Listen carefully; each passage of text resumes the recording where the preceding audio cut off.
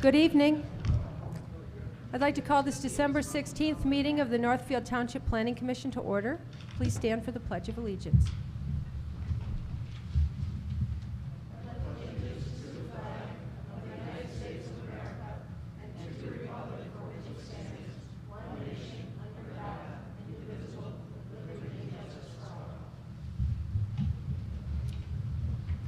Please call the rolls, Mr. Stanleycho. Mr. Dignan. Present. Ms. Chick. Here. Ms. Chalkley. Here. Mr. Roman. Here. Mr. Kuzno. Here. Mr. Iaquinto. Here. And Stanley Choser. Right. We have a quorum, and we have many members of the public, a couple applicants here, and our township manager, Mr. Fink, and our recording secretary, Ms. Lemble, and our planner, Leah DuMichel. It's hard to hear you, Madam Chair. I'll get a little closer. We have many members of the public here. Yes. Much And better. Okay, our two applicants, our recording secretary, Mr. Fink, and Leah DuMichel here. So thank you for all coming tonight. I have the agenda before you, and I would like to just suggest that we take the new business after the public hearings and move unfinished business after that, so that we can allow people to leave if they need to. So with that suggestion. I make a motion to approve the agenda as amended. Support. Okay, we have a motion by Mr. Dignan and support by Mr. Iaquinto. All in favor say aye. Aye. Anyone opposed? Okay, thank you. So now we have call to the public. If you'd like to speak about either of the public hearing items, I'd suggest we're going to have the applicant come up and describe the project a little bit. Then we'll have an opportunity for call to the public after that, so you can kind of hear what's going on with that and then speak to it if you'd like to at that point. So I would just like to suggest we do that. However, call to the public right now is open for anything you'd like to speak to. So if anyone would like to come up, please state your name, your address, and speak into the microphone and direct your comments to me. And you have 3 minutes. I'll show you the yellow at 2.5 minutes and the red at 3 minutes, just so you have an idea when your time is approaching up. So do we have anyone who would like to come and speak to us tonight about anything at this point?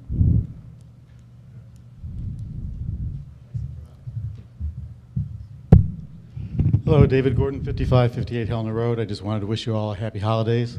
We won't be seeing each other until next year.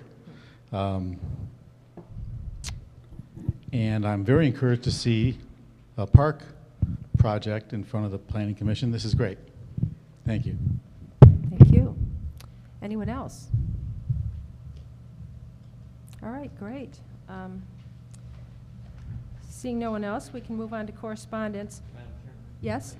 Maybe there's somebody in the audience that want to. I'm just waiting to see what the development actually is. Mhm. Somebody can come up and tell us what that is. Right, we'll have the public hearing, and then you'll, Time to comment on that. right, you'll have time to comment at that point, and you'll be a little more acquainted with what's going on.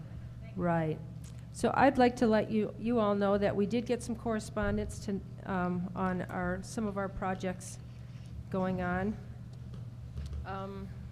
We have several pieces of on the from Creative Cars and from Whitmore Lake Climate Control and from TSC in support of removing the screening fence at Nowatzki Truck and Trailer. So those came in. We got a few pieces of correspondence from some members of the public. One who I don't know who it's from. Madam Chair, Yes? there was something added to our stuff just now, I think. Wasn't it that had who it was from? Who it's from, this one? Yeah. So Well, they go together. they do go together, that's my Okay. understanding. There's a handwritten note here with several questions about the Whitmore Lake Preserve. And so we'll ask those questions for whoever sent that in. Pam Flanagan, I believe. We also have a letter from Shelley LaCrone, who lives next door, and in support of changing the zoning. And let's see, what else do we have? We had one more. Oh, yeah. Well, we have one from Mr. Warburton about the bylaws, so you can all read those. But these are the ones we have about the particular projects we're dealing with. Okay. So, well, we'll open the public hearing. Can I have a motion to do so? Madam Chair, We skipped. we have to do reports first. Oh, I'm sorry. We'll do that. Board of Trustees report. Ms. Chick. The Board of Trustees met December 8th. A large portion of the meeting was dedicated to taking commentary and questions from the public regarding the township's intent to issue bonds for the Whitmore Lake Special Assessment District. The turnout by residents was impressive. Township Manager Fink led a discussion on many items related to the SAD and the issuance of the bonds. He was instrumental in clearing up some misconceptions, explained the area involved, the particulars of the proposed sewer line, as well as the method of financing and repayment, along with the township's obligation of full faith and credit. The board approved the resolution authoring issuance of 2016 special assessment bond in the amount not to exceed $800,000. Great. Thank you. Mr. Dignan, do you have a ZBA? The ZBA did not meet, thank you. Okay, thank you. Staff report. Ms. Bird is not here? Okay. Then we'll move on to planning consultant report. Mr. Michelle. Nothing to report. Okay, thank you. All right. Okay, now we can open the public hearing. Do I have a motion? Make a motion to open case number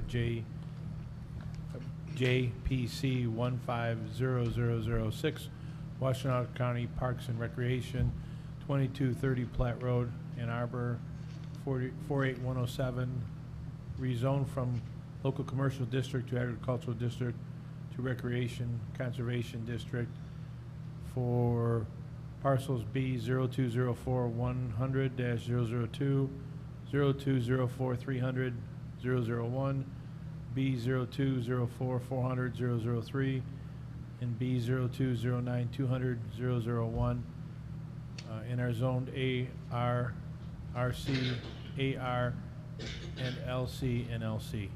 Open the public hearing. Support. Okay, we have a motion by Mr.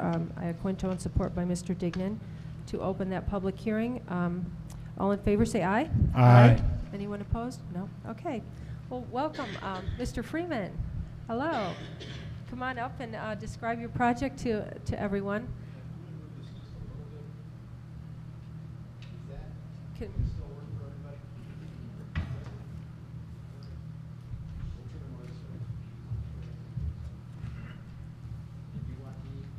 right. So thank you. Pardon? Take it out. I will take it. Thank you. Okay. Just to follow up on what Commissioner Shockley said, my name is Tom Freeman. I'm with the Washtenaw County Parks and Recreation Commission. I actually am primarily involved with the Natural Area Preservation Program.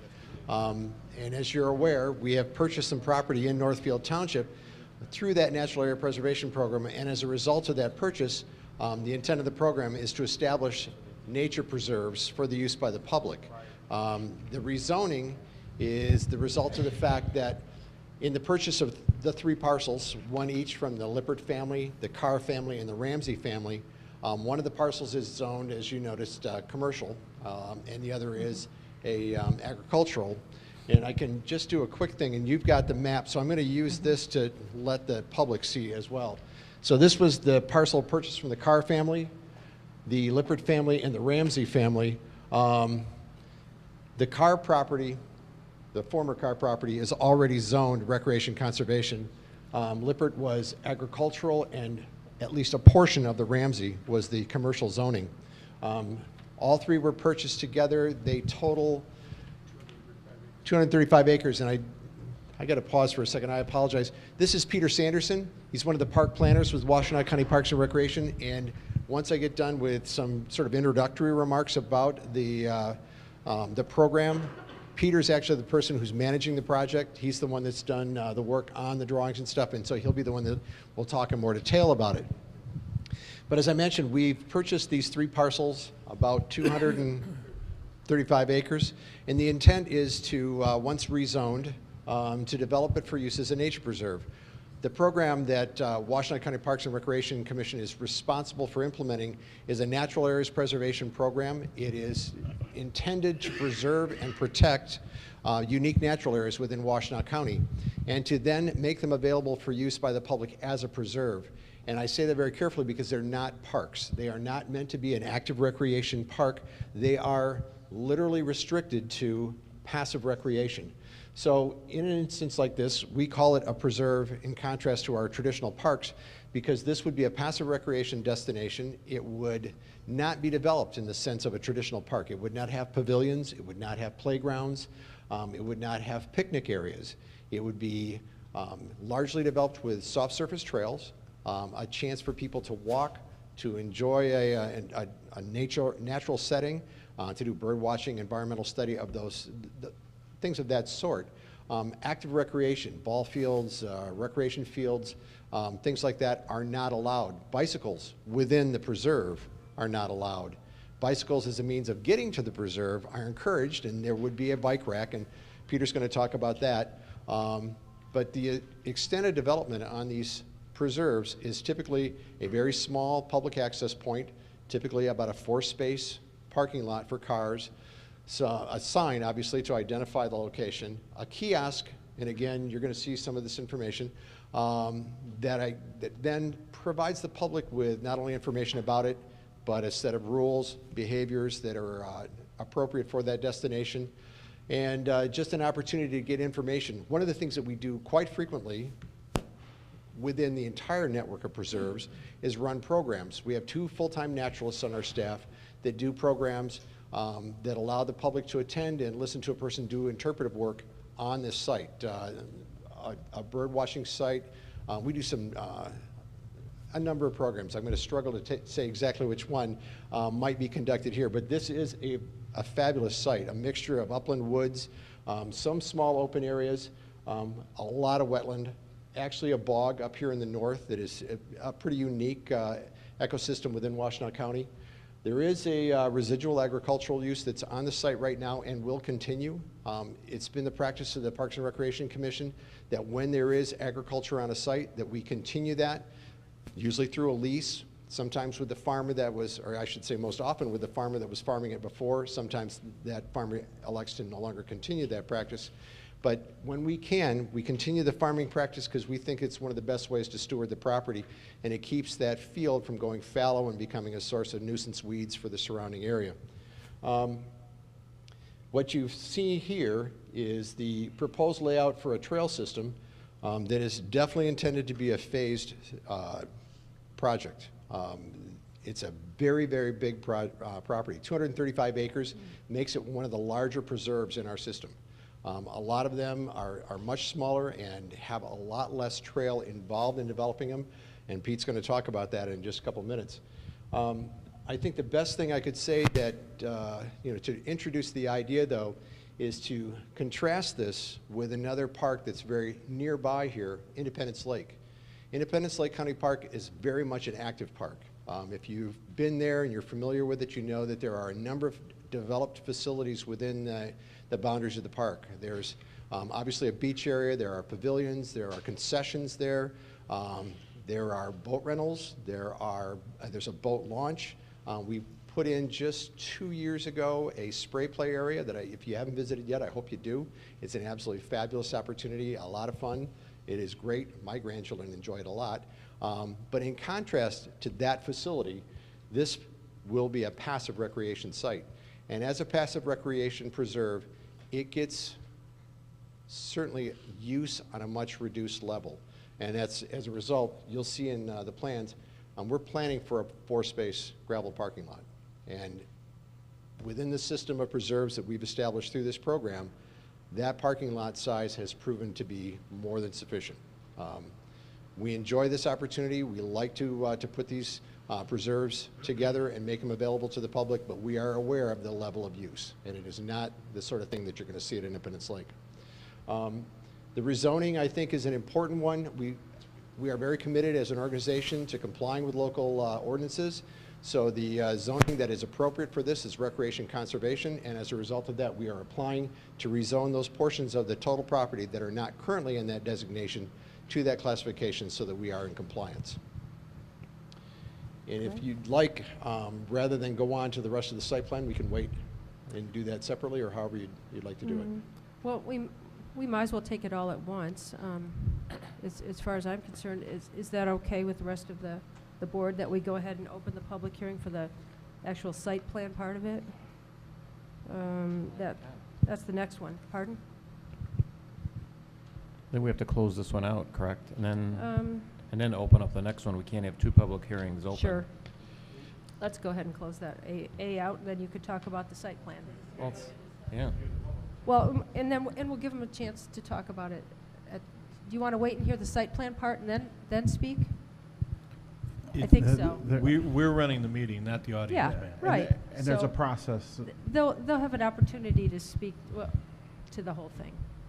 Okay, perfect. Okay. Well, then what I'm going to do is let Pete take over and talk to you about the actual site plan and those plans. I move that we close the public hearing for the, on 8A, case JPC 150006, the rezoning portion. Let's open case JPC 15006. You need to have separate votes, ma'am. Oh, Okay. I would like to Go ahead. make sure that there's nobody from the public that actually wants to speak on the rezoning portion of it first. Okay. Okay, come on up. Let's do that then. I have a log farm now. Speak Describe it. in your I name. have a log farm now, and I have to clear cut it in a few years. Is that going to be okay with you guys? Where's he at? Sir, what's your name and your address? And Bagley, Pardon? James and Karen Bagley, James. 1565 7 Mile. We're the one that's right next to your park. You're going to redo the driveway and everything. I hope you do the ditch right, so don't all the water run on my property. Has been for 20 years. So there's two things actually I'd like to talk about, or talk to somebody privately about. Directing the water through the culverts and down the hill to the west. For the last 20 years, I've had a mog in the front yard for all the water from both sides of 7 Mile come through that culvert and go right through my woods into my front yard. I'd like to have that fixed while you're doing the driveway and stuff too. Okay, we'll have an opportunity to talk offline about those issues. Is that okay? It's okay. just Okay, So it gets talked about. thank you. Does anyone else want to come up at this point to speak about the, what you've heard so far? John Flanagan, 9127 Spencer Road. This rezoning you're talking about, is that only include this? Right here?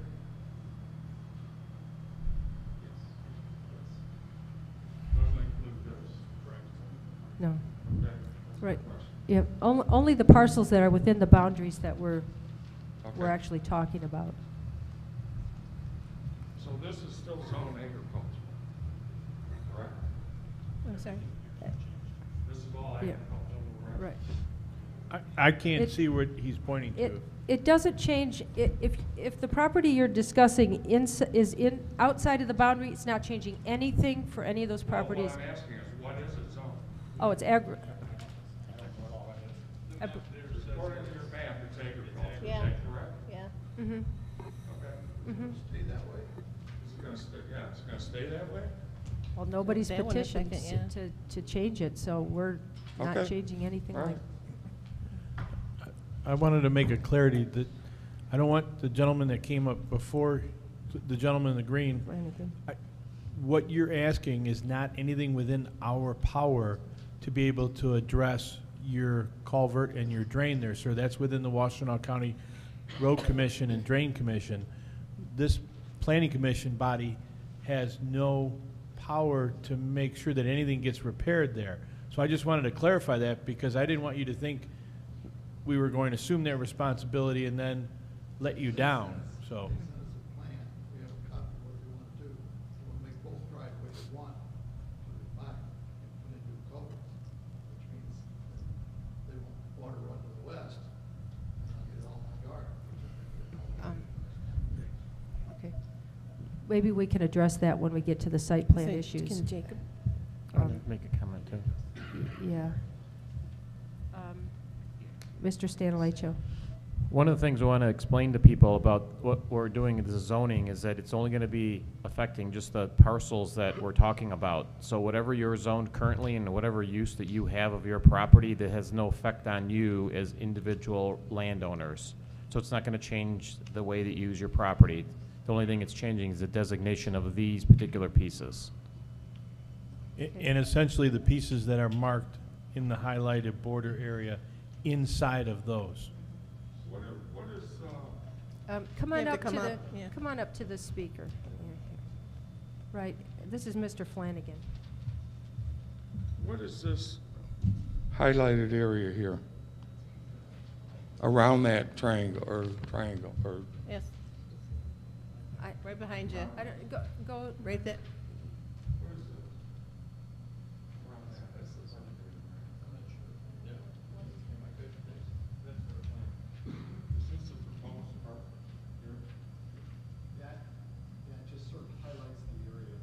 That's just highlighted there. It's just highlighting that there is no influence outside of our property.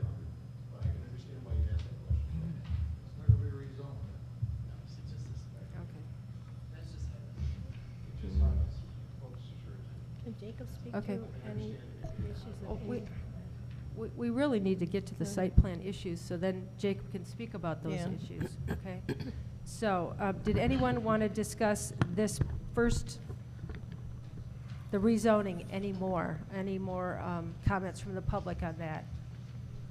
Okay, come on up.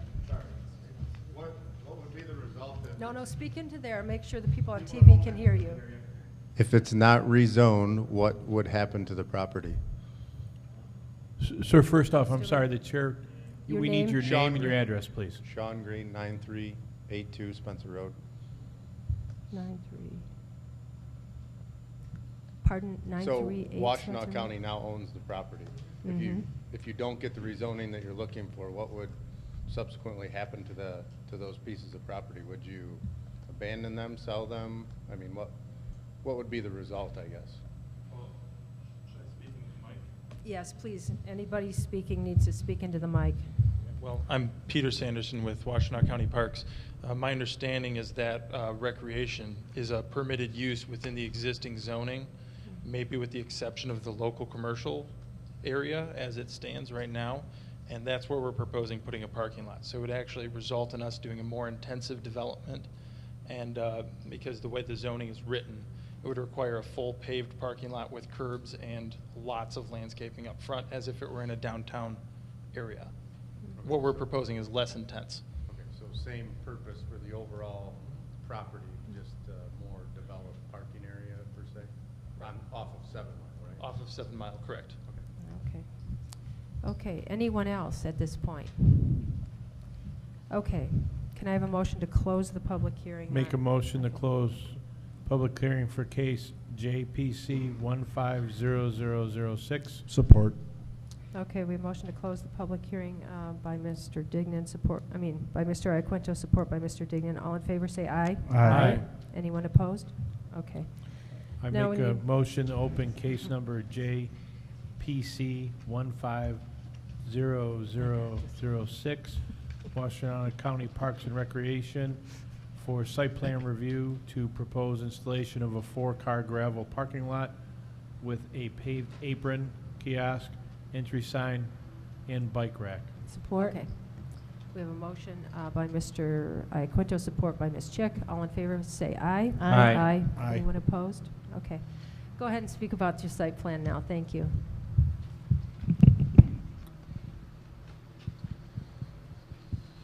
Okay, well, thank you for all coming out tonight.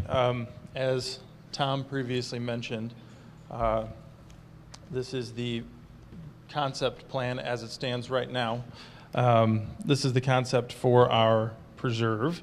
And what you see here in these solid colors, these are nature trails, so they would be a natural surface trail for hiking, potentially cross-country skiing in the winter if we actually get snow. And we've developed this this is sort of based off of the existing use out there. There's a lot of 2 tracks out there from the previous owners. And we've gone through and we've mapped all of these with a GPS and have determined how to make sort of these 3 loops that you see here.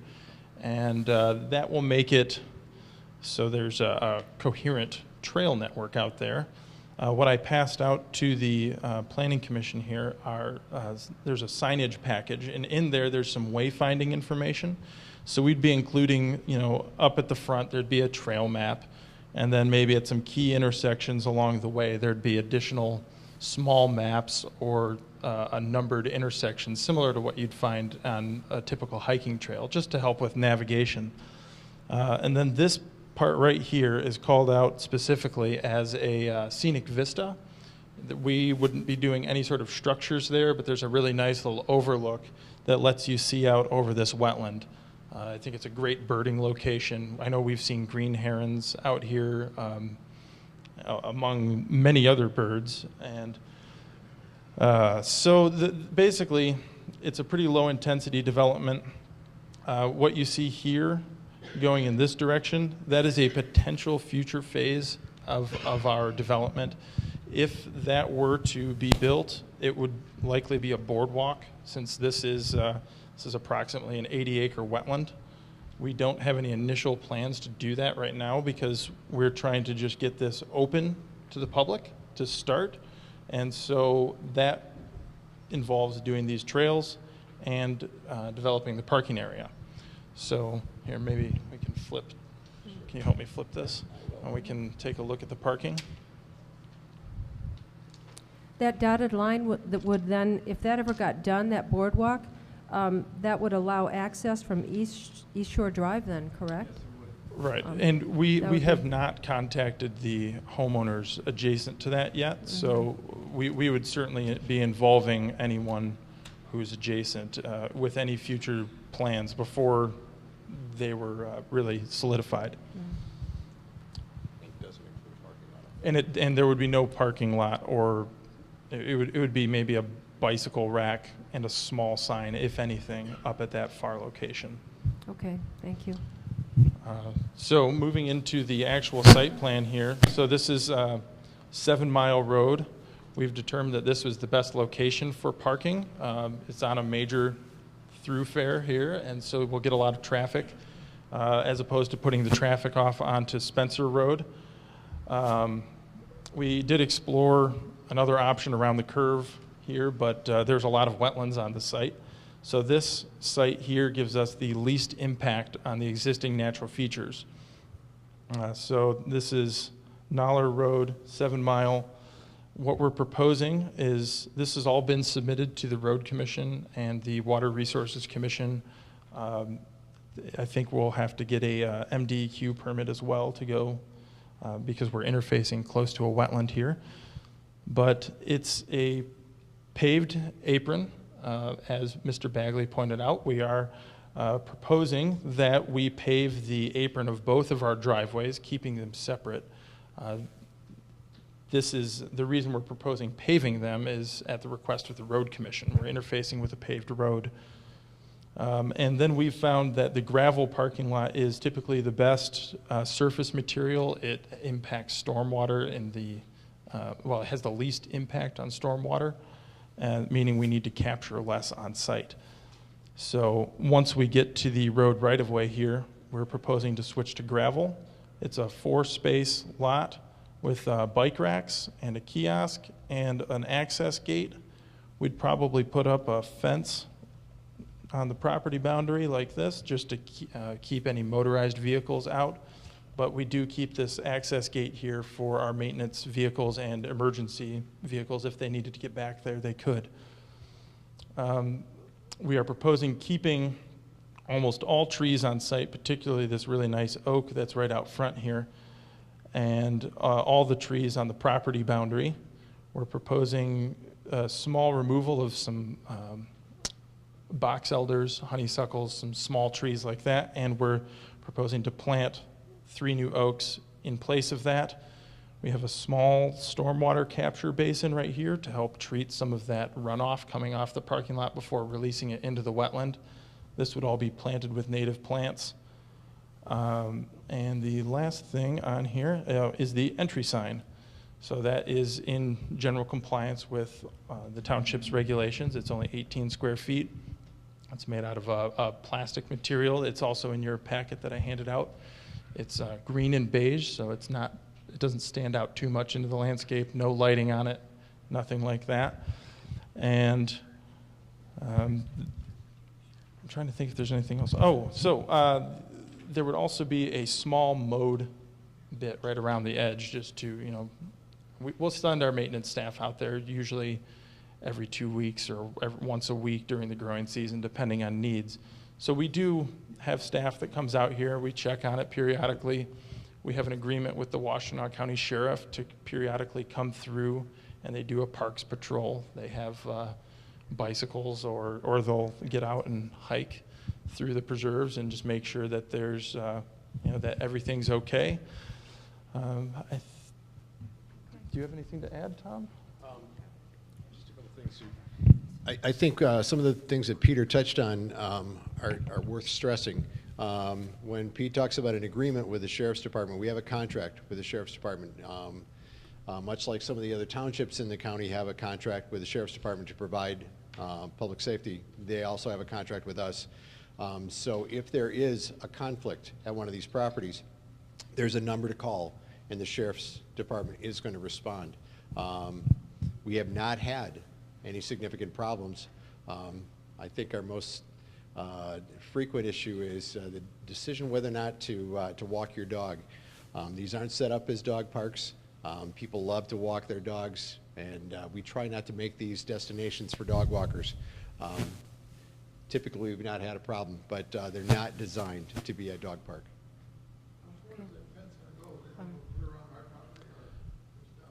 You touched on another point that I should stress. It is our policy that when these preserves are established and we begin to do the public access, that we will contact all the adjacent property owners. If you want a fence along that boundary, we will put it up. And we'll talk to you about the kind of fence. Typically, we just use a wire box fence like you'd see on a farm. We've actually had some adjacent property owners that do not want a fence because they don't want to inhibit the passage of any animals. They worry about the young deer. But if you want a fence, we will put it up. We're trying the best we can to make sure that we remain good neighbors. Pete has talked about this sign package that he's handed out, and it does have the property boundary sign in it. Yeah, one of the things that we do along that fence, every few fence posts, is put up a sign that says, if you go past here, you're leaving public property, entering private property, do not trespass. That's sort of a sign.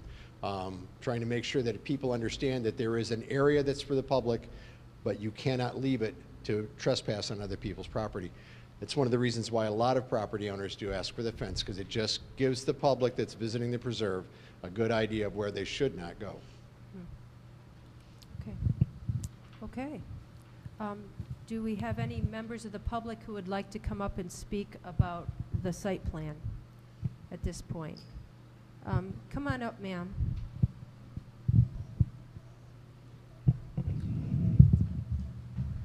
Hello. My name is Debbie Lambert. I live at 9089 Spencer Road.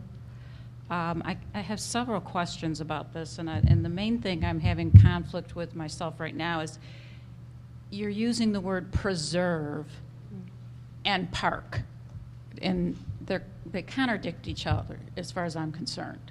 So I think when you're saying preserve, we're all thinking, oh, okay, this is all copacetic and everything, but this is a park. Am I correct? This is a park? One of you is kind of going and the other one's shaking his head. Yeah, you go ahead and finish all of your questions, and then they'll okay. answer. Mm-hmm. That's a huge concern to me. Number two, what are the hours of this preserve park? Number three, it seems like this is a whole lot of trouble for approximately 4 cars. 8 people coming in here. And for you to say we can call the Washtenaw County sheriffs, that's ridiculous. We have a crime problem in this area. I don't know if anybody's aware of it. We have a crime problem. B&Es, vandalism. On our street alone, in the past year and a half, we've had 3 homes broken into. All right, my husband and I driving down 8 Mile tonight, a homeless person with a bag on his back. This is what you're inviting into our backyards, okay? And you're worried about us walking dogs back there? You're talking about cross-country skiing and you have a parking lot for 4 people? This makes no sense. This is a tiny little, you're taking a little bite out of the big bone here that I'm afraid is going to be going on and on and on. You have many deer hunters here. What is our responsibility if my husband's in the backyard and he shoots and kills somebody on that property with a stray bullet? What is our responsibility? You know, you can say, we're putting up a sign, don't go in these people's yard. Well, my house would have never been broken into if I put up a sign and said, don't come in my house. I mean, we don't have the police force in this township to take care of this. We have problems as it is, and it's not because of the police incompetence. They only have so many men here to get. I had to call the police about 2 months ago because I literally had somebody sitting at the end of my driveway watching my home. 45 minutes it took because he was on another run. We are inviting trouble here. I don't want homeless people in my backyard. This is not something, I don't know if this, we have people pounding down our doors here saying, please put a park in for us. I would like to know who's going to use this? Is it going to be anybody here? Mm-hmm. You'll use it? Okay. And who else? I'm worried about the who else's are going to use it. That's what I'm worried about. I'm worried about our liability. I'm worried about the hours. When is it going to be open? These people that will use it, are they backed up to it? We have horses out here and we're going to have people walking around. I really have a problem. I lived behind a nature preserve. Okay? There was a sign, this is a nature preserve. It's open from 10 a.m. to 5 p.m. Madam Chair. Okay, yeah, it's. Oh, I got the red light? Yep. We didn't put trails and skiers. This is not a preserve. If you're trying to preserve nature, leave nature alone. Thank you, ma'am. Thank you. Thank you. Okay, do you have some information for us about the hours, Mr. Freeman? Yes, the hours at these properties are 8 a.m. to dusk, and they are not open at night. We have not had problems with people parking in the lots at night, but if there is a problem, we do have a parks officer, contracted through the sheriff's department that will respond, and our response has been good. To you. Mine? Yeah, Not that's doing well. better. Mm-hmm. So again, the hours are 8 a.m. to dusk. There is a very specific difference between this and our traditional parks, and we are restricted not just by policy but by ordinance. We cannot use these facilities when purchased with this money, because this is purchased and developed through a dedicated millage that was approved by the voters in Washtenaw County. Mm-hmm. That millage restricts us to passive recreation. So it is a preserve. Mm-hmm. Okay. This is an initiative by the county, correct? Pardon me? This is a county-wide initiative. This is a county-wide The initiative. county sought out this property, or the home owners of the property sought out the county The to owners match of the this property together. nominated to us. We did not contact the property owners first. They came to us. Correct. Madam Chair. I had my hand up. Sorry. The other existing preserve that we have in the township, which is off of which road, sir? Well, it's off. That's a good question. It's Yeah. Because it's on the south end of the township. Yeah, it's parallel to 23 on the east side. Yes. You get to it. I get to it driving north on Joy Road. I think it's just a service drive, Yeah. but it's called Northfield Woods. It is. That one is a much more secluded area, and to my knowledge, I have not heard of any issues. I mean, what I'm trying to bring out to the public's eye is that one is kind of in the middle of nowhere.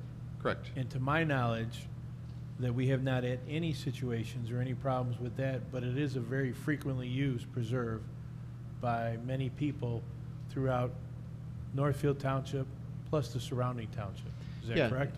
It is correct, and you're right. It is. much less out of the way, though I do want to emphasize the parking lot, as we're proposing here, is very close to the road, so that the parking lot does not provide an opportunity for someone to get in and hide. You know, the parking lot's very much observable from the road.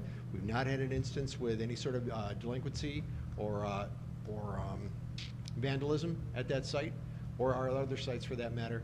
It does get used. It actually has a tremendous reputation. When we came to this body a number of years ago, when we first acquired that property, we talked about restoring an open field that had gone fallow a number of years. You encouraged us to not just do a little piece of that, you encouraged us to do it all. That just recently was featured in our annual report because it's one of the best restoration projects we've had. It was kind of a surprise even to us. So it is a preserve that has a tremendous reputation with people that are interested in looking at native plants, even though they were planted, but they're using native plant materials and a restored prairie there, yes. Okay, good. And Mr. Fink, you had something you wanted to add? Mr. Freeman, for the benefit of the audience, I don't know if you've touched on it, but can you define and explain the difference between passive recreation and active recreation? Well, for us, passive recreation is defined in the ordinance, and it lists things like hiking, nature study, bird watching, and it's by the nature of that ordinance being an enabling ordinance, it tells you what you can do, and if it doesn't tell you you can do it, you can't. So it doesn't allow for mountain biking. It doesn't allow for biking in general. It doesn't allow for team sports, for recreation fields, ball fields. It doesn't allow for pavilions. It doesn't allow for picnic areas or playgrounds. We have a significant park system in Washtenaw County that includes a lot of active parks. If you're not familiar with them, I'm sure that you are at least familiar with Independence Lake. There are parks like that scattered around the county. Rolling Hills is another one, County Farm Park, which actually is inside the boundaries of the city of Ann Arbor. Those are places where people come and, you know, engage in public recreation and active recreation. In fact, the playground at County Farm Park is terrific. If you haven't had a chance to visit, you should. If you visited any of the preserves within this system, Northfield Woods is one, but there are others that are in this part of the county and other parts. They are very much a passive recreation opportunity where people come and do take advantage of the opportunity to see birds. A lot of our preserves are really oriented around water resources. So we get a lot of waterfowl, we get some migratory birds in spring and fall. They're a tremendous opportunity to do those sorts of things, and they support and facilitate those types of activities because there's only passive recreation there. If you've got a lot of active use, you're not going to have the opportunity to watch birds. Not very successfully anyways. Okay. Mr. Stanilecho. So I have two questions. The first one is, if it's in the ordinances, you cannot give waivers in the ordinances, right? You cannot give a waiver saying we're going to allow for a different use that's not specified. Correct. And this so you're not allowed to under the law. No, this is not a Parks and Recreation Commission ordinance. This is a Washtenaw County Board of Commissioners ordinance that was passed back in 2000. And so no, the program was assigned to the County Parks and Recreation Commission by the Board of Commissioners to implement, but they didn't say now just run it any way you want to. We have to comply with that ordinance. Okay, so there's no way to vary from that ordinance. Whatever it says, it says. Correct. Okay. The other thing, I think that perhaps the individual, the lady that came up and spoke, we have a park in Northfield Township. I don't know if a lot of people know that's called Park Northfield. Correct. Over on Pontiac Trail. Yes. And I know that there were issues a while ago about people hanging out and not good things going on there. So I think that there was, a concern that Yes. how is this going to be handled since this is going to be nestled in around people's houses or where they live. Right. Well, a number of things that I'd like to say in response to that. Yes, you're right about Northfield Park. Northfield Park, or Park Northfield, I should say, was one of the first properties that was given to the Parks and Recreation Commission when it was founded back in the early 70s. And it was designed back then in a time period where people were maybe not as concerned or aware of delinquency and vandalism problems. And so, contrary to what we're proposing here, where a parking lot is built immediately at the road's edge and invisible, very visible to passersby, that was done very aesthetically. It has a winding road that went back to a parking lot that was certainly out of sight. And it did result in years ago in some delinquency. We have taken down structures that were attractive to people for nuisance. We have taken down other attractions that brought people there. We've tried to open up the front of that, and we continue to work on that design with the idea that we might pull that parking lot up right next to Pontiac Trail. It is one of those legacy properties that, again, we got from the Road Commission back in 1973-74 when the Parks Commission was formed. And it is a lesson for us and has sort of guided our design as we move forward. I just wanted to bring that up because I'm sure that you know, maybe in the minds of some people, and they don't want to end up having something like that designed right there where they live. So Right. just make sure that that's been addressed. Okay. Any other comments? We have some members of the public who would like to come up and say something. Okay, Mr. Perry. Good evening. My name is David Perry. I live at 9411 Earhart Road. First of all, I'd like to thank you for coming and for your presentation. This is a very good development. We're hearing different comments here, but I would like to give you a comment that this township has made over the years in 2 surveys. And one of the top priorities for people, what they want with this township, is preservation of natural features. And I think this embodies that. I'd like to congratulate you for your work on it. I fully support this effort. I hope that our Planning Commission will support it as well.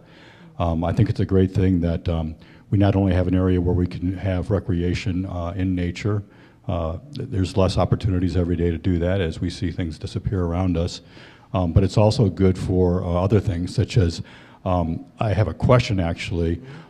This wetland, is it part of a groundwater recharge area? Do you know or not?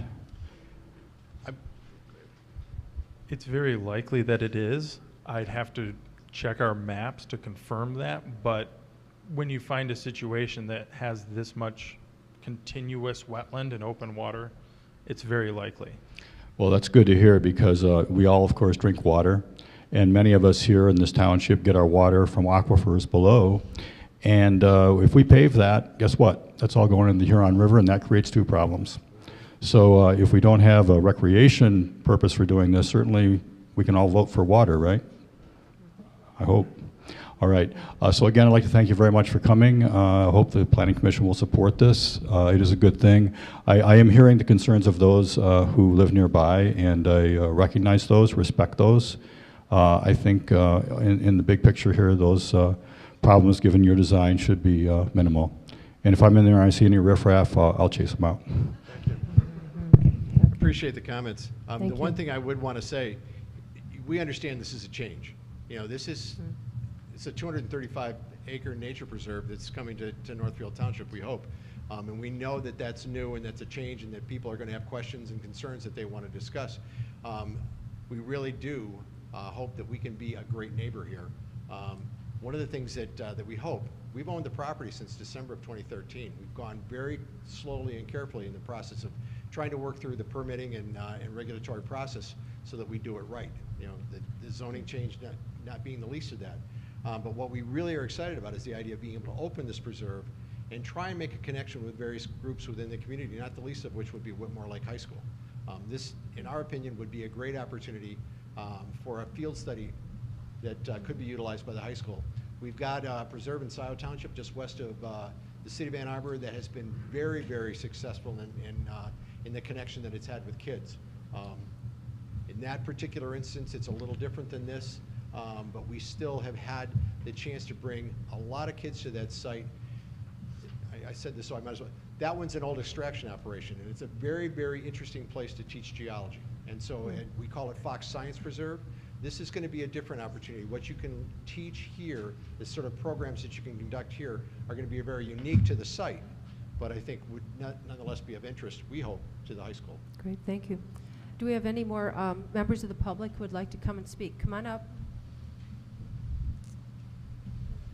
Welcome. Hi, I'm Karen Bagley, and I live 1565, so 7 miles. So 50% of our property is surrounded by this park. So I have a few concerns. One, you talked about a gate. Yes. And that gate toward the end, that is, I'm understanding, for surface for your vehicles, any vehicles. Our vehicles only. Your vehicles only. Right. Okay, and so the park's opening is what, is it 8 in the morning till what, 10 at night? Until dusk. Till dusk, okay.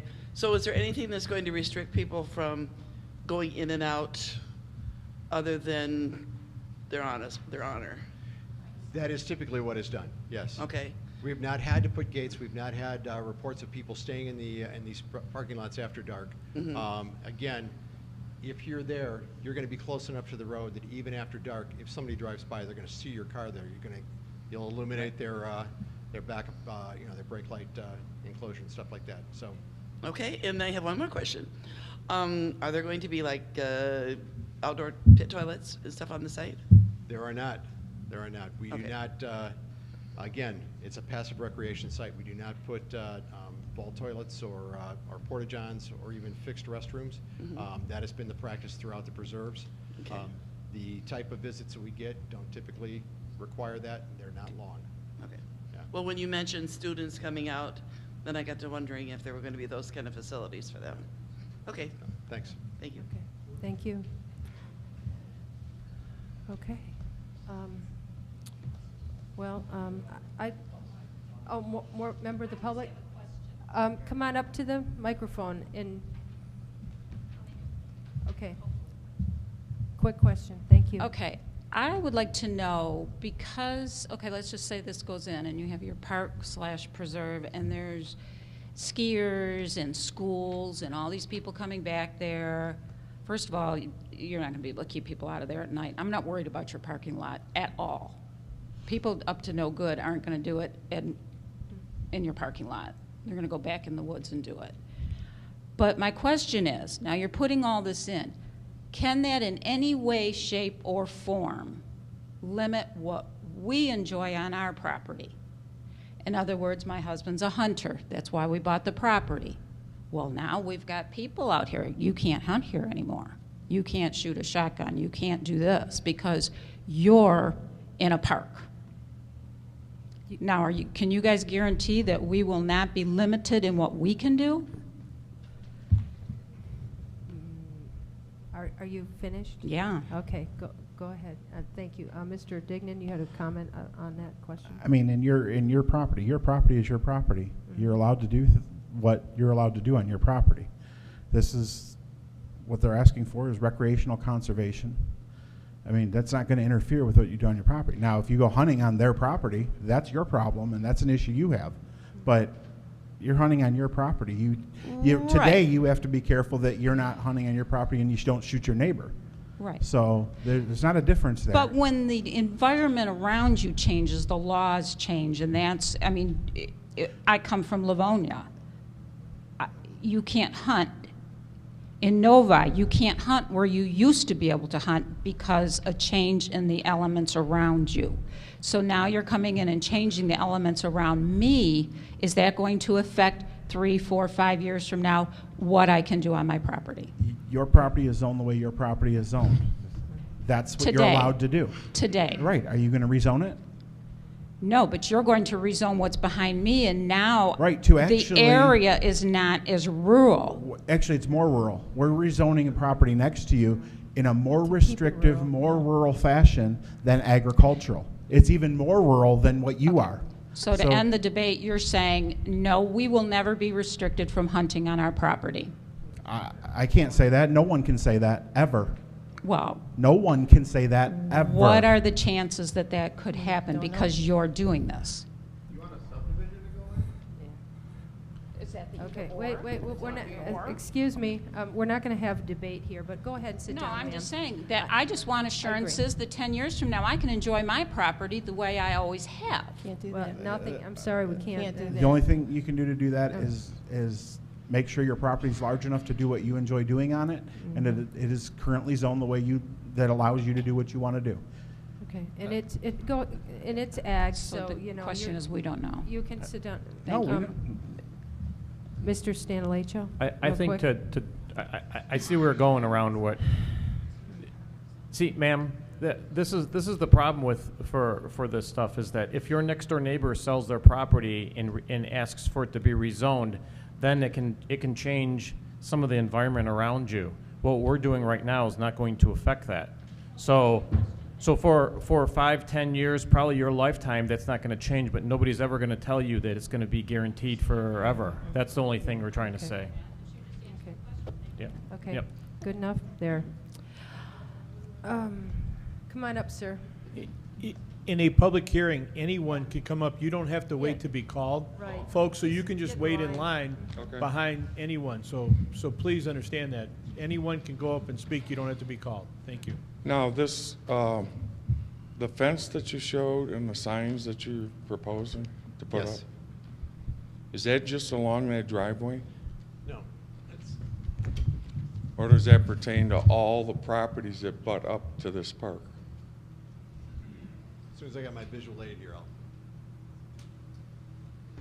what our policy is that we will contact adjacent property owners and ask them if they want a fence. And along our perimeter, if that adjacent property owner asks for it, we'll put a fence up All around the park?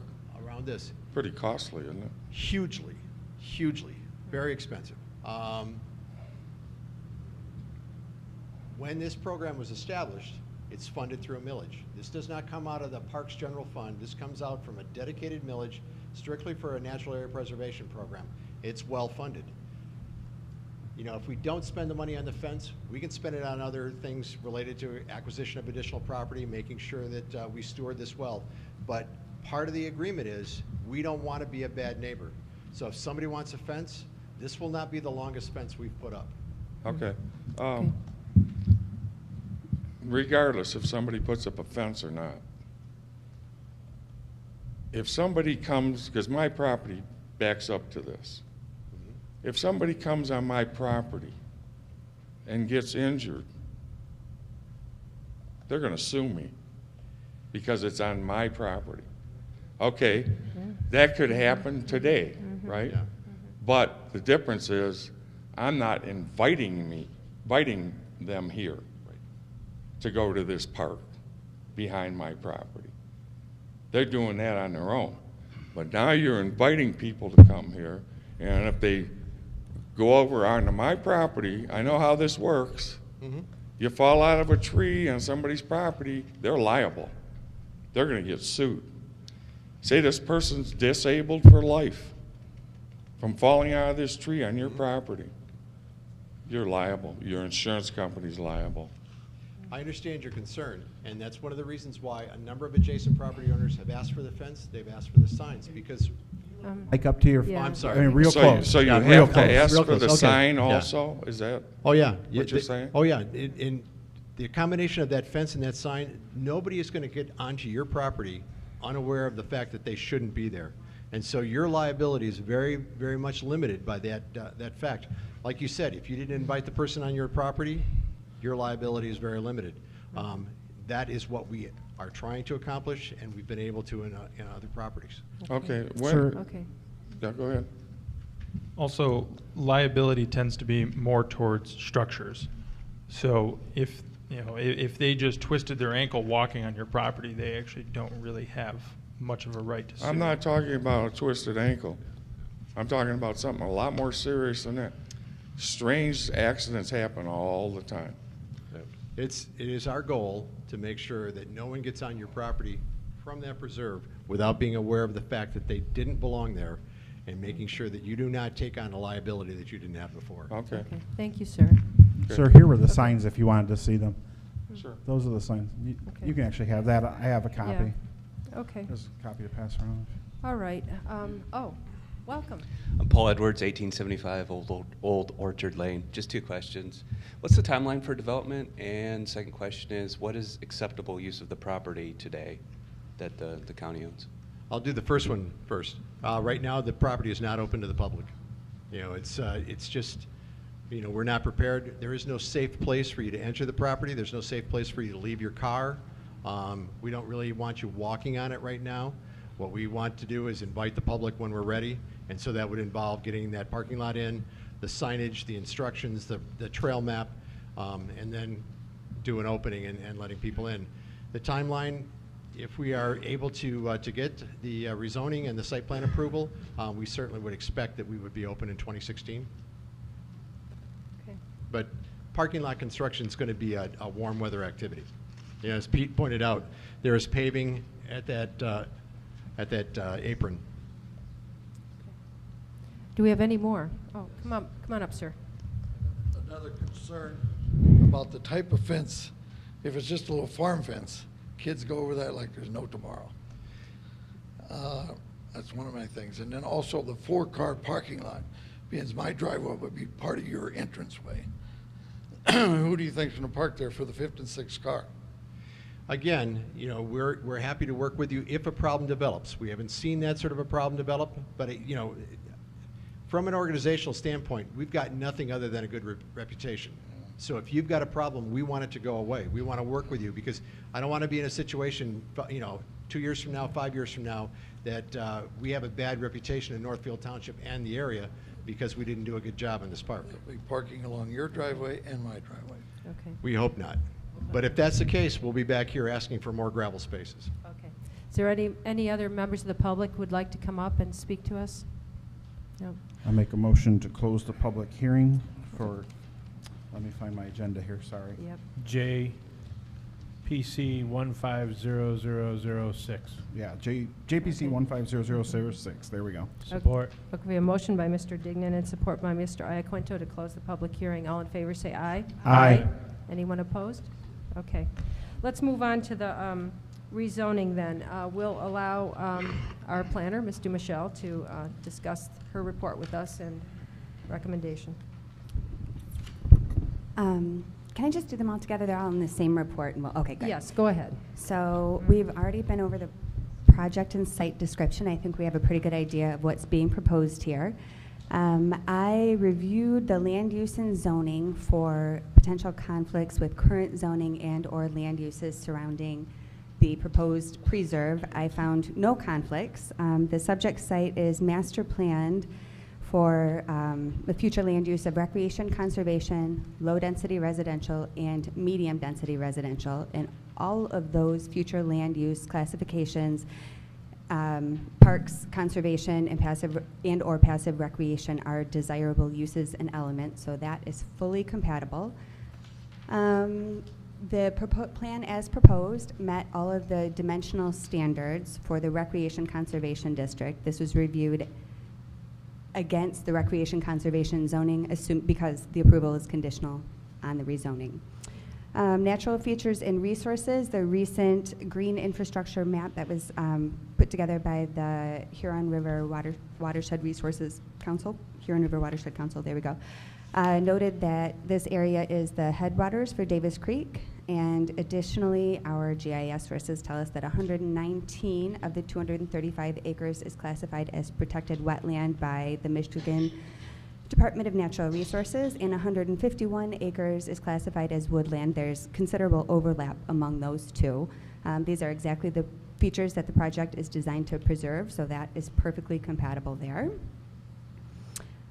There are a couple of items to be addressed, which all of my items to be addressed will be gone over in more detail during the engineering review, so I'll just say that 2 of them are the wetland permits that were discussed in the presentation earlier, and we would also like to know the size and species of the trees to be removed.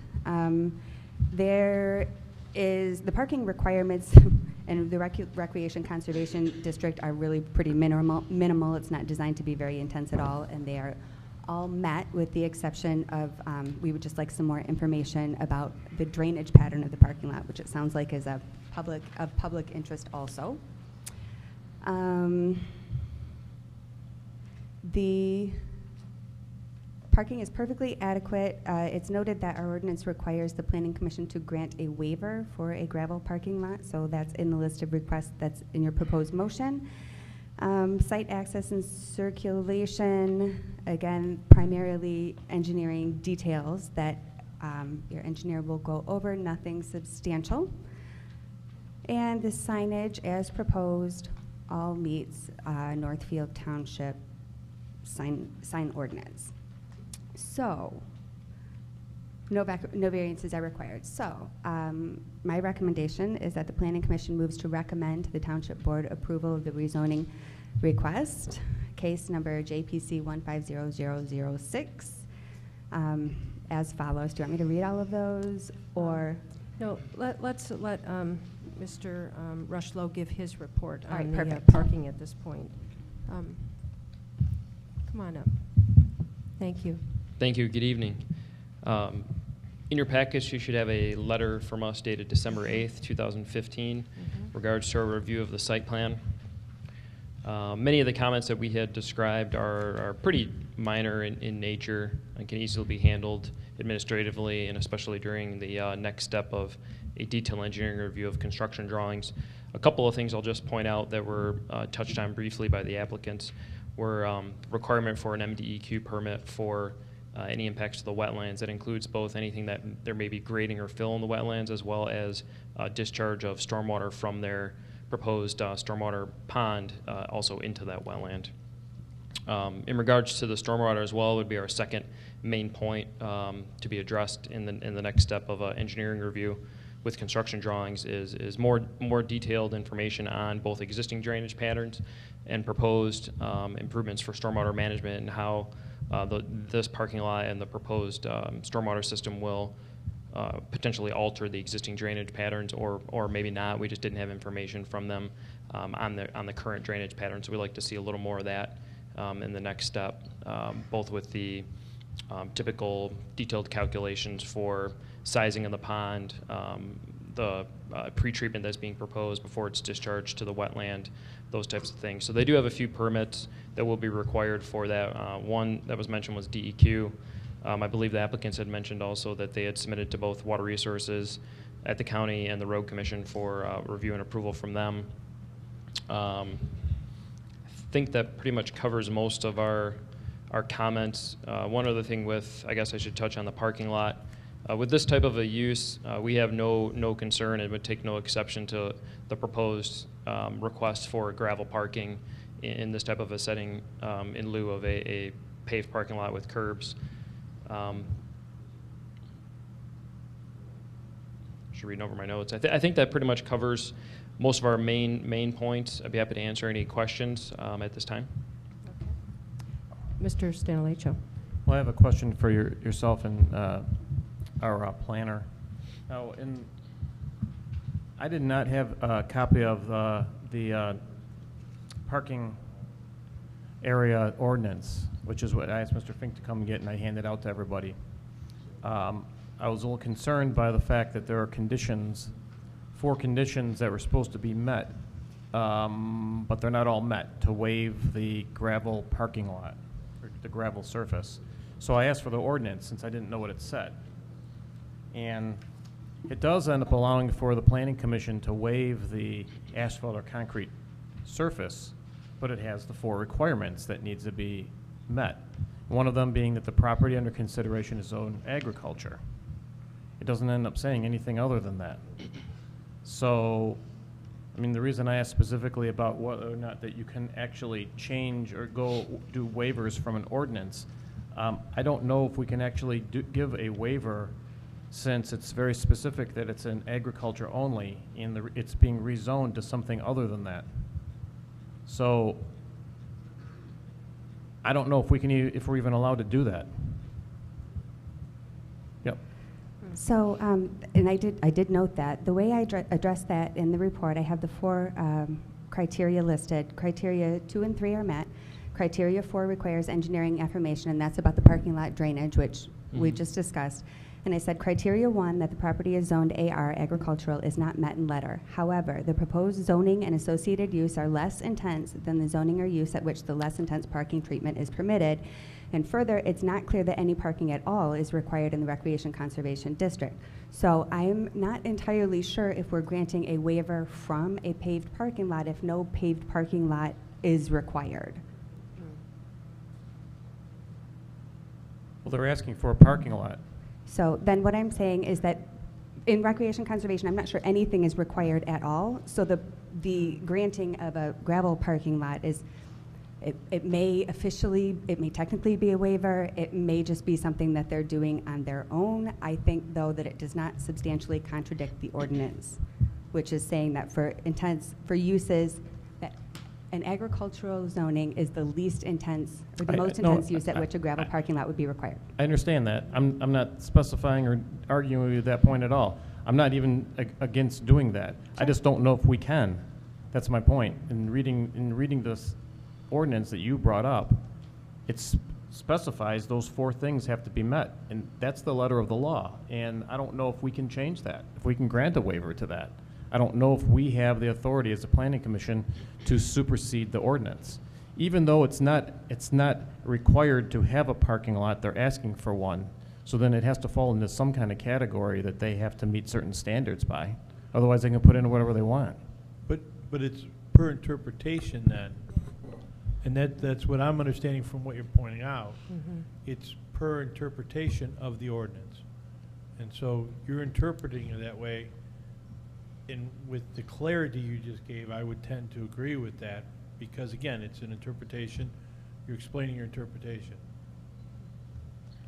The problem is that the law doesn't give you the ability to interpret it. Agriculture is agriculture. This may be less intense, but it's still a different designation than what the law actually says. So if we're not going to end up holding the letter of the law, we're just going to interpret it, then what's the point of having this thing specified in these laws? That's all.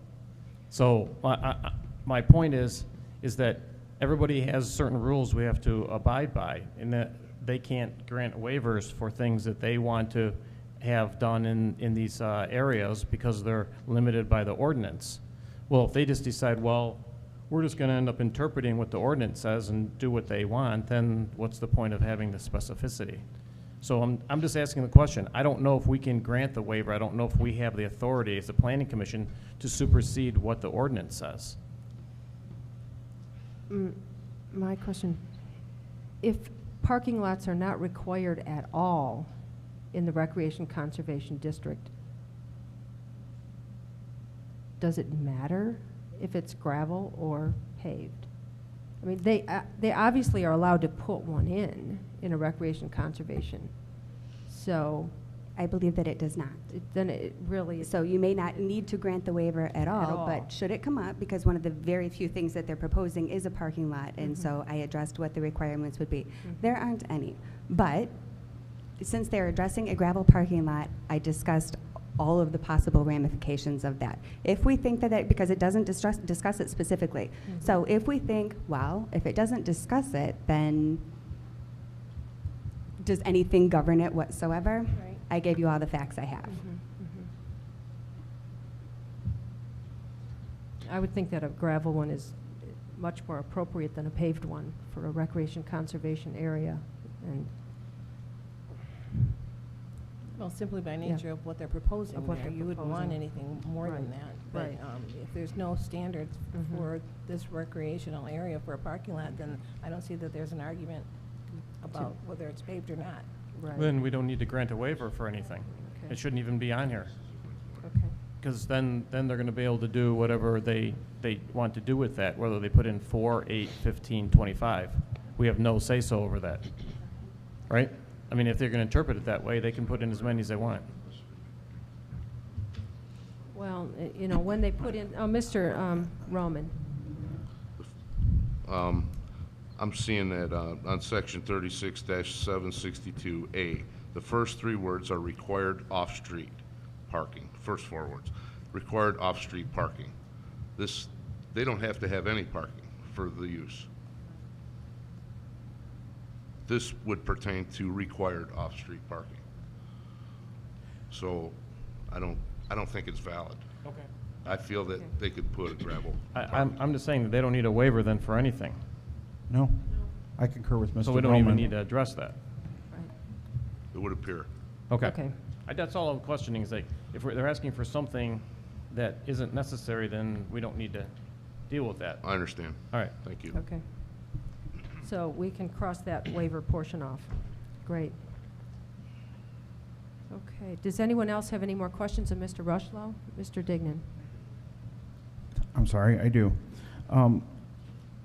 One of the members of the public raised a concern, and I also had a concern. As they go through and replacing the aprons to the parking areas and put in, whether it be a culvert or other things, when they go through the detailed engineering plans, I mean, I understand there's standards that they have to meet, but if there's something, I mean, I would think, being the good stewards that Washtenaw County is, if there's a way to improve overall stormwater management for, you know, not only that property, but adjacent properties that are coming into it, are those things going to be addressed? Because it sounds to me like there are some water issues there, and if it's something you're already engineering and doing, if it's just a matter of a minor adjustment, I mean, obviously you can't require somebody to do something to affect someone else's property, but I just want to make sure that if there's something overall we can do to affect better water resource management, that we're looking at that and recommending that. Sure, yeah, it's a great point and a good topic to discuss. You know, when we look at these site plans, and the road commission does as well for the commercial drive approach, if there is a need to have a cross culvert underneath those proposed driveway improvements, that would be included.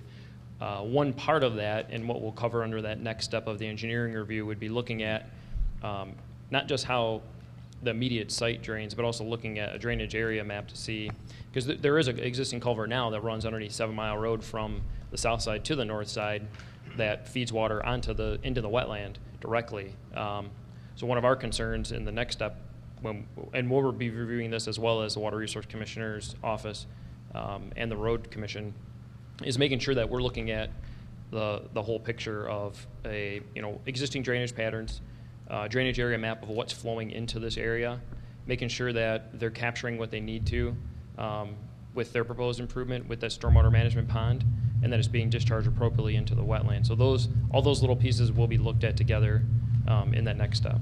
Okay, because I just want to make sure we don't do something that's required on one person's property and that negatively impacts another person's property. Yep. I know that we've had an issue with that. We have a current issue with that in Northfield Township right now with the Water Resources Commission, that improvements on one property were made and they were brought to requirements, and it completely negatively affected another person's property in a substantial way. And they're trying to work that out now. I just don't want that to happen with this property, especially since Washtenaw County is the owner of the property. I would think their relationship with the Water Resources Commission would be able to create such that we could do everything possible to improve a situation rather than make it worse. Thank you. Yeah, absolutely. And that's one of the reasons why we ask for not just what they're proposing to do, but also the existing drainage pattern, so we can look at just that to see where does the water drain right now, how is it being handled, is this improvement making it worse? If so, what do we need to do to mitigate that, to make sure that there's either a net zero change to the current condition, or you're making it better by what you're proposing to do. I actually went out there today and walked it, and there's a really pretty wide area that you can walk out there. This is a lovely piece of property. Boy, my husband went out with me, and it's like this. He would like to cross-country ski it, But we walked all the way to the back and all the way back out, and it's an amazing piece of property. So I have to congratulate the county for picking those up and actually being able to provide this for public enjoyment, because it's going to be really, really nice. But what's already there, there's a significantly wide path already and road, two-track going back there. I can't imagine a forced car space parking area really impacting the drainage that much in that area, because it is all vegetation everywhere. And but I'm sure you're going to be able to pay attention that there's not going to be any negative impacts on the surrounding areas. Yes, definitely. So I have a question. When you were talking about field studies for the kids and bringing them into the area, awesome idea. Is a 4-space parking lot big enough to handle, say, a busload of kids to be walking back there? School bus. Yeah. Didn't want you to forget that one. No. It's no. not. Okay. So how would we facilitate that for the kids? The way that a school bus would access that property would be the same way they access any stop along a rural road. They're going to pull up adjacent to that driveway, turn on their flashing red lights. The kids are going to access the bus. Oh, okay. And then they're going to enter into that parking lot, and the bus will move on. It's hard to make a parking lot big enough for most school bus drivers to be that comfortable turning around. It's not a 4-space parking lot or even a 14-space. It gets real big. They like a lot of space. And in almost every instance when we've talked to communities about that, they want the bus to stay out there. They're very familiar, and the public's familiar. When that school bus stops and the red lights go on, people stop, the kids are safe as they get off the bus, and then the bus moves on. And I'm very excited about it. It's right down the road from me, and I've been waiting for something to happen there for a long time. I can't wait till you get there. I really hope that we're able to get as many of you out. We'll be running a program here as soon as we can get the trails in. And you know, Commissioner Shockley's had a chance to see it, but I really hope that you get a chance to walk back. Some of the vistas from back there are really remarkable. Wonderful. There's a lot of debris. I just want to mention there's a lot of debris from past uses of it, and you know, you'll be cleaning all of that stuff up, right? We're working on cleaning it. You cannot believe how much has left the site already. And I'm not talking about a couple of pickup trucks. We're talking about a lot of large containers that have been, dumpster after dumpster. I mean, it had a very active use in the past, and it left a mark, but it's getting clean. Okay, that's great. I actually drove by the other park off of Joy Road today just to see what that looked like after all of these years. There was a car in there, so someone was using it. The signage is excellent, you know, and there's the no hunting sign, so you know you're not hunting in there. So it should be safe for people to use it, and I see no downside to this at all for the township. Yeah. Thank you. Okay. Mr. Kuzno. Jacob, I don't see a culvert proposed at this approach. Is there one somewhere supposed to happen? I also did not see one proposed currently on the plans. I also didn't have any existing drainage information to know if it would be appropriate or needed to put one in, but that's certainly something we're going to ask and look at in the next step, for sure. And I'm just trying to address the adjacent property owner's concerns about water on his property and how this will impact him. I'm sure since he's cooperating with the county's going to cooperate with him and take care of those issues. I'm sure, only because I would assume that to be true. But I don't see any. Is there a need? Is there an existing ditch out there? Or does the road commission need to do some ditch maintenance? What a surprise that would be if that needed to happen. I cannot speak to the road commission's responsibility on ditch maintenance, but I can tell you that as we work through on this, and we did hope to see the property owner tonight, and we'll obviously see more of you. It appears very much like we're going to have to put a culvert in, and that's something that we'll work through with the permitting from the road commission. And this that leads me to just a quick question. You're a county. What is your official agency? The County Parks and Recreation Commission is actually a separate entity, if you will, to some degree. Washtenaw County established its Parks and Recreation Commission through a sort of a unique ordinance, a unique state ordinance. And so as a result, we as an organization are able to buy and own property in our name. Okay. But we're still part of Washtenaw County government. The County Parks Commissioners are appointed. My point is then, are you required to pay permit fees and go through all this stuff with your own county people, costing us taxpayers money that shouldn't be spent that way? And this is a quick question. It's a very good question, and I think the county attorney has spent quite a bit of time looking at that. The position that has been taken by the Parks and Recreation Commission is that we will comply with local ordinances because, again, it is in our best interest to be a good neighbor. Right. I think that some people have tried to make the point that we're immune to local zoning. We have never taken that position. It is in our interest to be compliant with the local community zoning and do what we can to follow all the permitting requirements. Yeah, I'm not suggesting that, but I'm suggesting that there's fees associated with all those permits and reviews and everything that seems like you could be immune from because it's all coming out of the same. Well, you got your own pot, I know, but we do, and I'm gonna be in hot water if I recommend that we not pay the Water Resources Commissioner's fees. It just isn't going to happen. As a concerned citizen, you know. That one. My one last question is there? Are you at a position to divulge the cost of the property to us as taxpayers? I am. I'm going to struggle to remember it in its exactly, but we paid we paid a little under $6,000 an acre for it. An acre for 235 acres. Yeah. Okay. You know, I'll be honest, like I said before, when we established it, the purchase of those 3 properties, it immediately established one of the largest preserves in our system. It was a property that you have to take a deep breath and decide whether or not you're going to commit to, but it really is a unique opportunity. You don't get a chance to buy 235 acres. No, in but one place. that seller can't find a buyer as good as you either, quite honestly. I'll be honest, there is a concern about that, but frankly, one of the things that we're now just encountering, and I don't need to talk about the location, but we just submitted a sales contract to an owner based on an appraisal that's prepared by an independent appraiser. That's not a staff person of ours, but an independent state certified appraiser. That sets fair market value, and we're required by ordinance to pay fair market value. Unfortunately, in this particular instance, the owner was able to find something that paid far more, and we lost the property. All right. Thank Wow. you. Okay. Mr. Dignan. I just wanted to reiterate something that maybe most folks understand, but being here in Northfield Township, this is a county-wide funding mechanism. This is a mechanism that the city pays, City of Ann Arbor pays, City of Ypsilanti pays. The large tax base of Washtenaw County pays into that. For the county to find a space and find and owners to come to you and you to be able to buy $1.5 million parcel and make an investment in Northfield Township is truly a gem for Northfield Township. I mean, this is an amazing opportunity. When you just look at the $1.5 million you had to pay for the property or thereabouts, I mean, that's not something that the tax dollars of Northfield Township could have ever afforded. We never could have afforded that ever.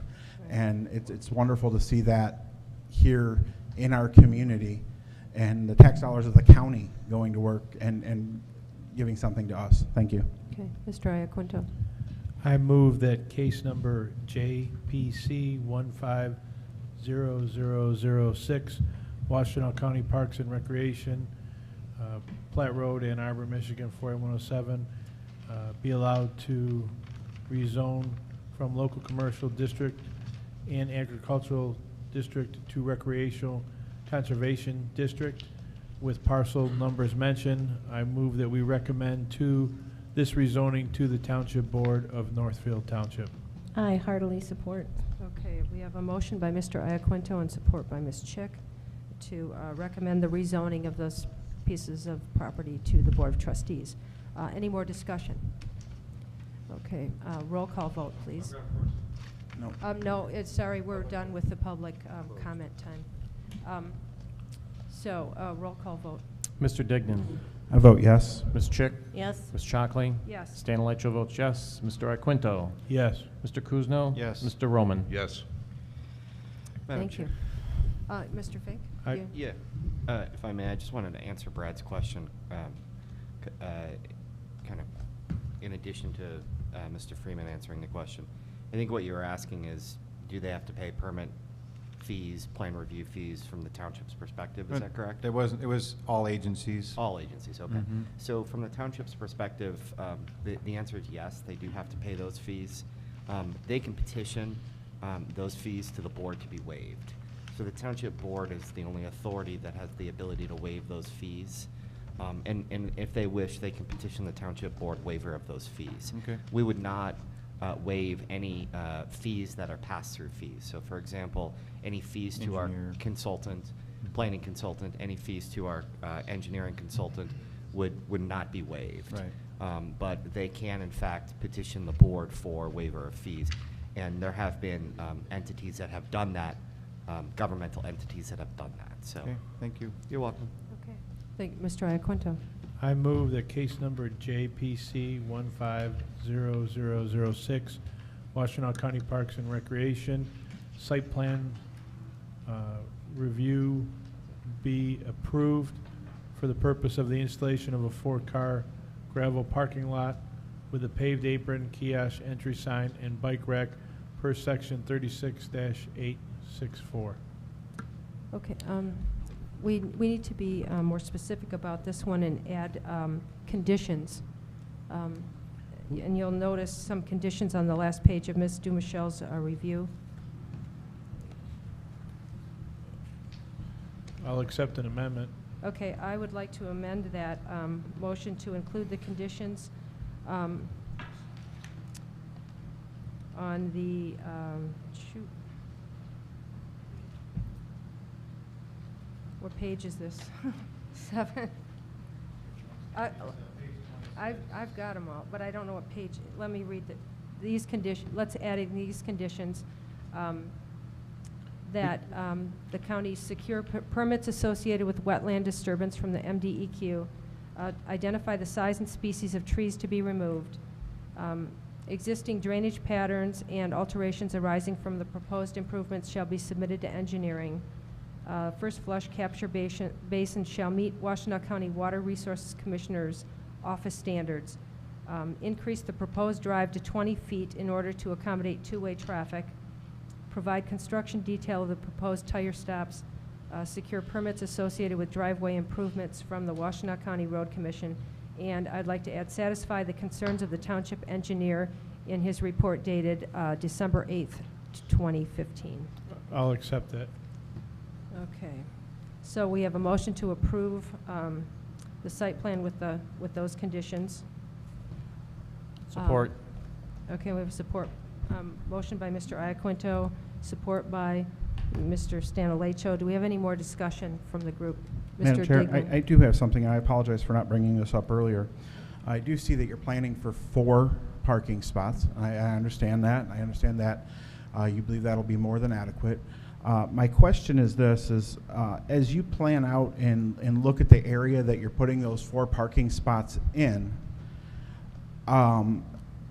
I would ask that, and maybe even, let me just state my statement, then I'll go there. I would like to know that if those 4 parking spots are not adequate and you need to add 2 more, that your plan and everything you've done along the lines, that your retention basin isn't immediately next to the parking lot and there's nowhere else to add 2 parking spots.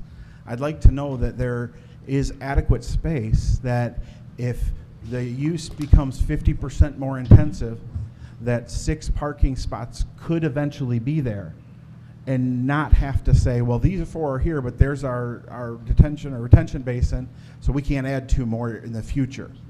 That's my concern, and I'd like to, if you could address that. Sure. So there is potential to expand it. The reason for keeping things so compact in its current state is just because it's literally surrounded by, there's a lot of wetland in the area, and to minimize the disturbance to those natural spaces and to minimize the impacts from the stormwater runoff, we're trying to limit our footprint. But we'd certainly be able to work on developing that in the future if it was necessary. I mean, I just don't want to get to a point where we look at this and we come to a point where, wow, there's occasionally 5 people that try to park there, and we can't add 2 more. You can't add 2 more spots because the engineering of the area is so substantial.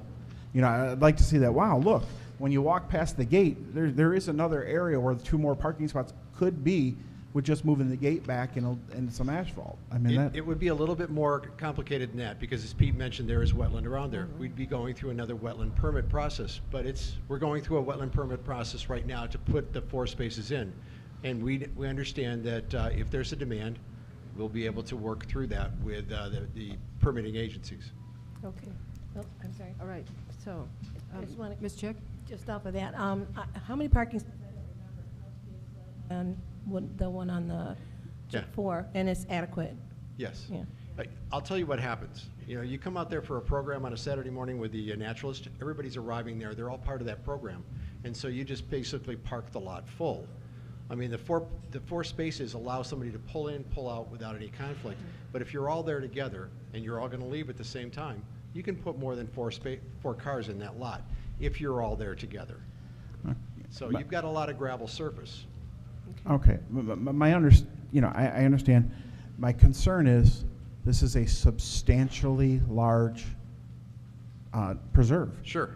And my thought is if you're on a small preserve where people do the circle and they're done and they leave, they've enjoyed it, my concern is the guy that says, no, I got to get out to that third loop and do stuff, and then another guy comes that's a third looper, and suddenly what you have is, it's not that the use is more intense, it's just there's so much more preserve that you may have that fifth photographer that's out there on a beautiful day where in the spring, you know, and that's I just want to know that in the future that can be planned without just a huge amount of re-engineering. No, So, we'd be excited to have the park be such in Sure. demand that we had to expand the parking lot. And we would go through a process that would not be as intense as the one we're going through Right. now, but we would go through it, and we'd be happy to Sure. accommodate the users out there. Wonderful. It'd be Thank kind of you. exciting. Okay, thanks. All right, so we have a motion and a second, and let's have a roll call vote. Mr. Dignan? Yes. Ms. Chick? Yes. Ms. Shockling? Yes. Stan Leitcher votes yes. Mr. Iaquinto? Yes. Mr. Kuzno? Yes. Mr. Roman? Yes. Okay. Thank you. It passes, yes. I've got some of our quarterly newsletters and a brochure that deals with this particular program. Okay, thank you. Thank you. Thank you. Hope that you get a chance to visit not only this one, but others. Thank you. Thank you. Thank you, Mr. Sanderson, Mr. Freeman. Can I make a motion for a quick break? Just for a couple minutes? Okay, sure. 5-minute break? We have a motion for a 5-minute break. Support. All- Vice- All in favor, say aye. Aye. Okay. Thank you. Yeah. All right.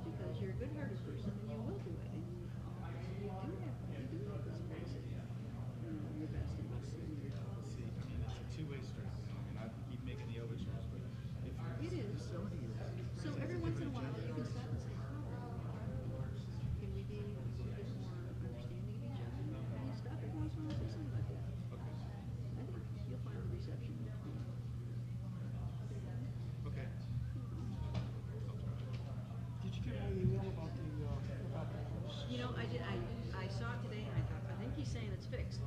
And I was running all day long, and right before the meeting started, I checked to see if it would work, and it does. So, great. So now all I have to do is find a free evening to do the damn thing. I appreciate your fixing it. Is that a book or is that? This is a book. This was given to my husband. Oh, this.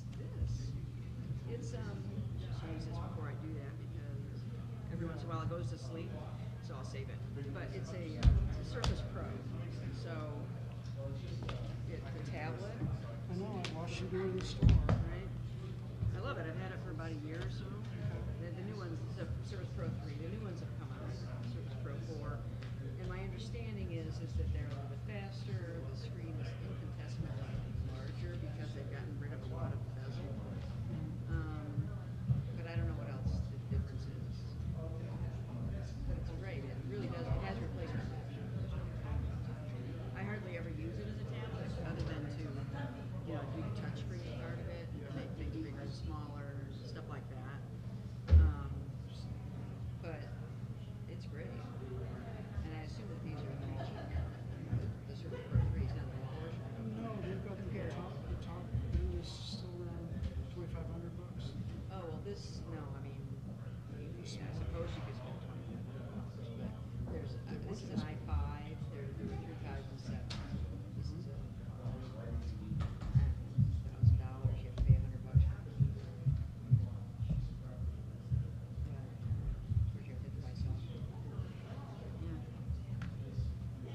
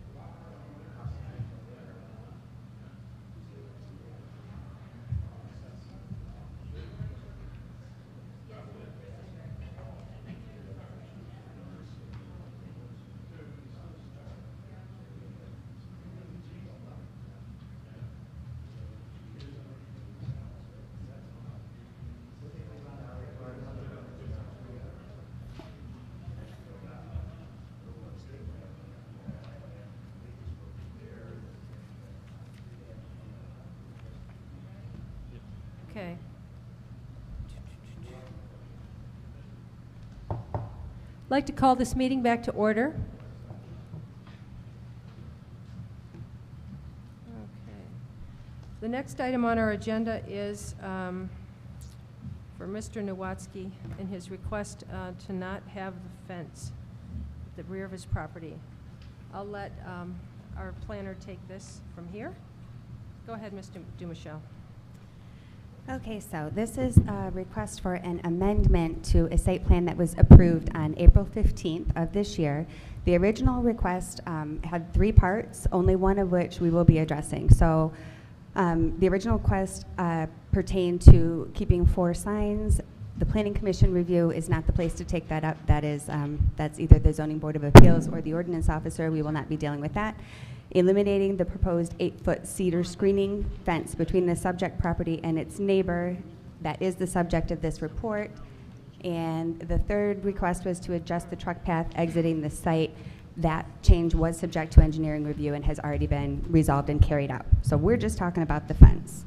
The subject property has a future land use designation of mixed use, and it does fall within the North Territorial Overlay District, which was adopted, I believe, in January of this year. Development strategies allowing for appropriate commercial and industrial uses and developing non-motorized transportation. Some design guidelines. Specifically, I'd like to call out screening parking with knee walls, decorative fences, and landscaping, and encouraging the provision of community design features. So this is an area of the township in which the zoning ordinance says that that the township is interested in promoting and preserving an attractive appearance. So for the next several sections of the review, I just wish to call out that we did not re-review any of the previously agreed upon portions of the site plan. So all of the dimensional standards, all of the natural resources protections, if any, all of the building location, parking and loading, site access and circulation, all of those conditions in the original site plan remain unchanged. We are just talking about the fence. So there was some confusion in the submitted documents. I think we got that all resolved. Then we can just move down to page 5 of 7, where it says the Planning Commission has some discretion with regard to landscape requirements. The Planning Commission may require more or larger landscaped areas or more plant materials or any combination thereof as a result of the Commission's findings, the nature or concept of the proposed development, relation to existing natural features, or relation to neighboring properties. And I just want to point out that a site plan approval is negotiated as a package. So when we review this request to change one part of the package, it's not like you go specifically back to that portion of the ordinance and just look at that one thing in isolation. It's a package. So you have made an agreement with an applicant that is represented by the site plan. This is a request to change that agreement, and it's totally up to your discretion. Did you read? Go on. Oh, okay. Can I ask a question about Sure. that? I'm reading this in its literal interpretation. Mm-hmm. We may require more or larger, not less or smaller. Correct. Thank you. So, and then the last thing that I would like to point out is that in the applicant's request for this amendment, he suggests that the fence was only ever required because the zoning administrator required it to screen outside equipment, and that these items have since been removed for the exterior yard. It's up to the members of the Planning Commission to decide if this statement constitutes a sufficient change to alter the agreement. And because the applicant specifically cited the zoning administrator's position in his request, I contacted the zoning administrator. We've actually had many conversations about this applicant in relation to the fence and in relation to the signs. And I included in this report the following correspondence between the zoning administrator and the applicant via email to represent the continued position of the zoning administrator that the fence is still required. As for the fence, I agree that most of the outside storage that was there has been moved, but it appears that the area now has all the trailers that used to be along the fence. I would want the fence there because the storage you have out there now is not any more attractive than the previous, and the odds are that the old stuff will end up back out there in the future. So if it was based on the zoning administrator's judgment, I went back to the zoning administrator. We still have the same judgment on that. So my recommendation is that the Planning Commission move to deny the applicant's request to amend the site plan to remove an 8-foot proposed screening fence, and the fence will remain required. Okay. Do we have any discussion amongst the group? Mr. Nowatzki or Mr. Damrath, would you like to make any statement in your defense here? Please come up and use the microphone too, though.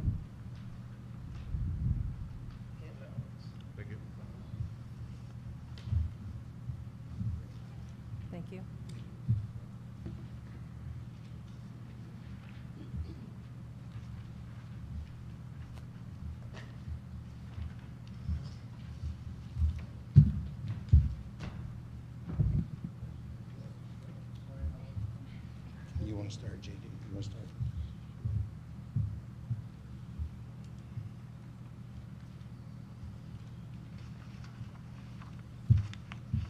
Good evening. J.D. Damrath. I'm the civil engineer on the project, and just want to talk on the, I guess, the purpose of the screening. If you, the photos that we've given out here tonight are trying to show the area of adjacent property owners, and from our perspective, the screening really doesn't serve any benefit. You got neighbors on both sides that don't want a wall between them. You're screening commercial from commercial. A lot of the same uses on both sides. It just makes no sense to put a screen fence up, not to mention the additional cost burden of putting this fence up to Mr. Nowatzki. So those are the main reasons for not wanting to have there. The other things that came up through planning are, it was strongly requested that we add landscaping along US 23, which we did. It wasn't mandated or required. It was part of the review from Carlisle Wortman. And we went ahead and added that along US 23, understanding that from US 23 that might be more aesthetically pleasing. But essentially where this fence was proposed is between similar properties with similar things stored on their property. So it's kind of like you're screening, you know, arguably what one considers an eyesore from another eyesore. If you think it's an eyesore, I don't know why one property would be required to have it and the others are not. It just doesn't make sense. I have a retail sales lot. An important thing about a retail sales lot, you got to see in it to go in and buy it, okay? And if you look at my letter, Kurt and I walked this property some 7 months ago, and he told me at the time that he wanted my steel rack removed and hidden, and I had a choice, either build a privacy fence around it or on the, where the fence is now, or move it all inside. As I can see in the letter there, I moved it inside. JD and I didn't communicate, and he put it on the site plan, and I didn't realize it was there until after you guys approved it. And if you look at pages 5 and 6, you'll see the steel rack that we use for steel, and that's moved inside in base 12 and 11. I designated 4,000 square feet to keep everything inside and to comply with the township ordinance, okay? And I plan on doing that going forward. And if you also,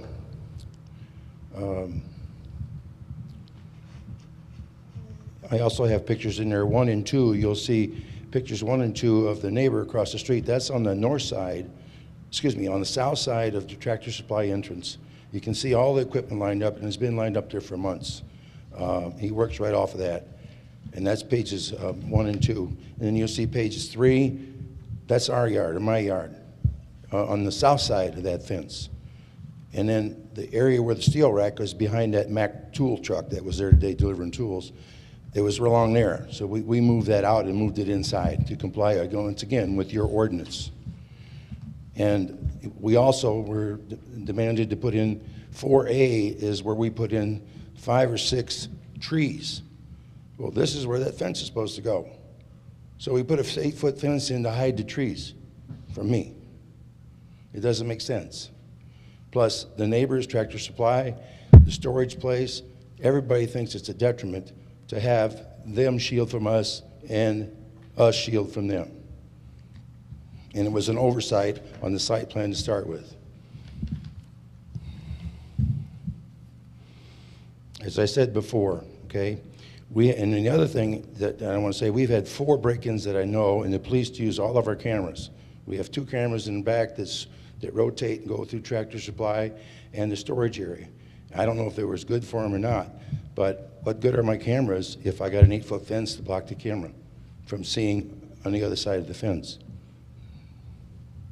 And it could be a safety thing for me. Other than that, as I said before, we're a sales lot. I have trailers. His opinion about what my equipment looks like, where he's looking at those trailers right now,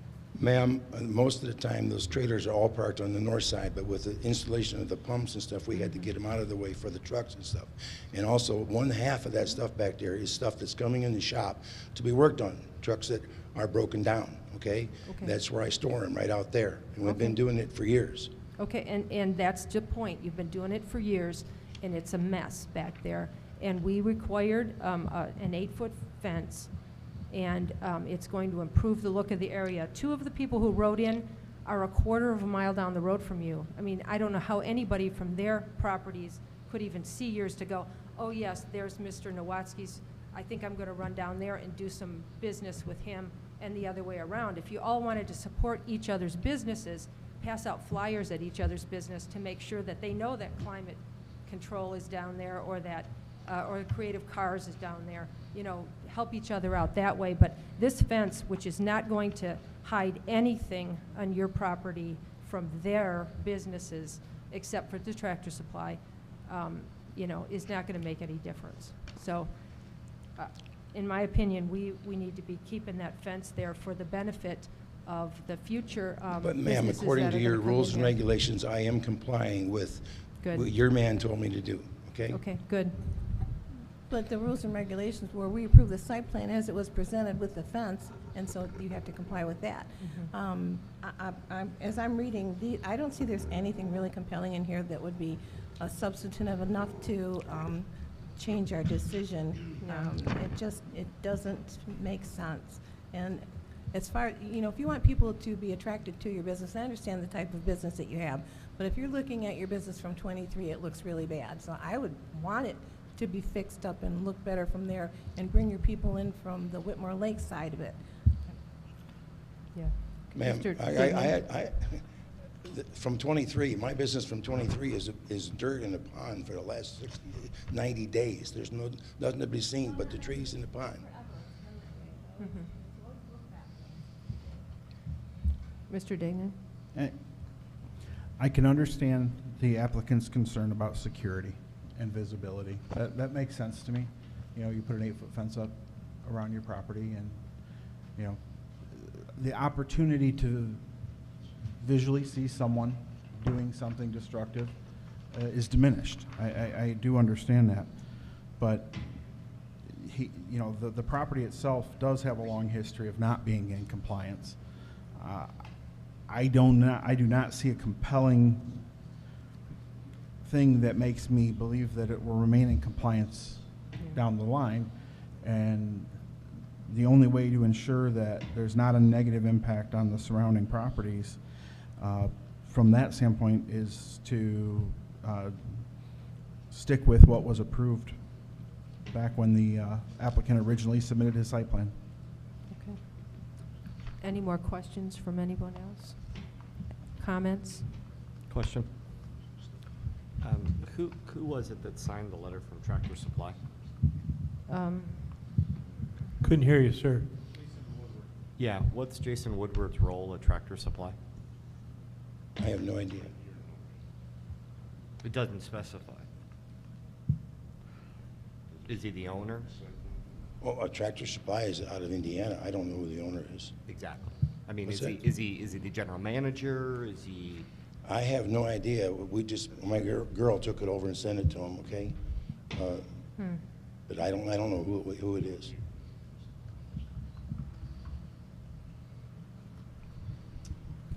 Okay. Is that a franchise store, or is it a corporate? What's that? Is that Tractor Supply a franchise store, or is it a corporate store? I believe they're all corporate stores, aren't they? Are they all corporate? That's a corporate store, yeah. None of their stores are privately owned, I don't think.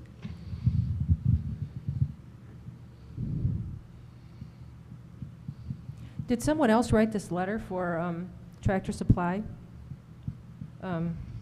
Because there's like a stamp put up in the corner of it, and it looks like a form letter maybe that you could get people to sign at the bottom and put their and no title, and then just stamp their business up in the corner Ma'am, there. I have no idea. We just dropped off a note to picture of this saying what we had to do.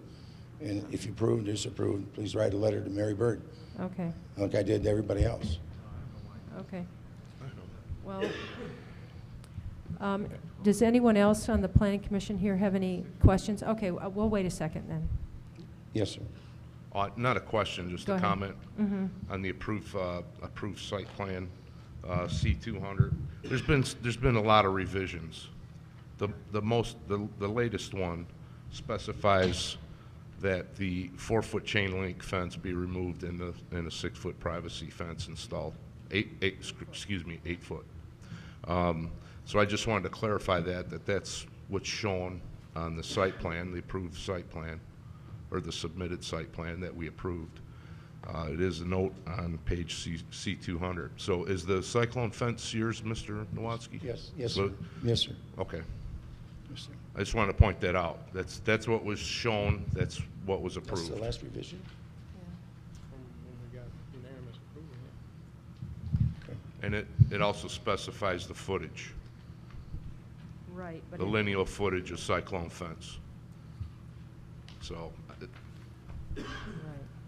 This new batch that we just got from Mr. Nowatzki doesn't show that on C200. correct, but the Right. one, The prior one. electronic site plan, it's on page C200. Right.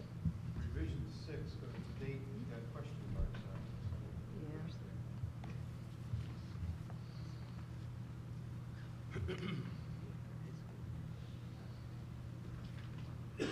Yeah, the prior one that we had shows that Do they have a current one now? 215 linear feet of the chain link fence will be replaced with 8-foot-high cedar fence.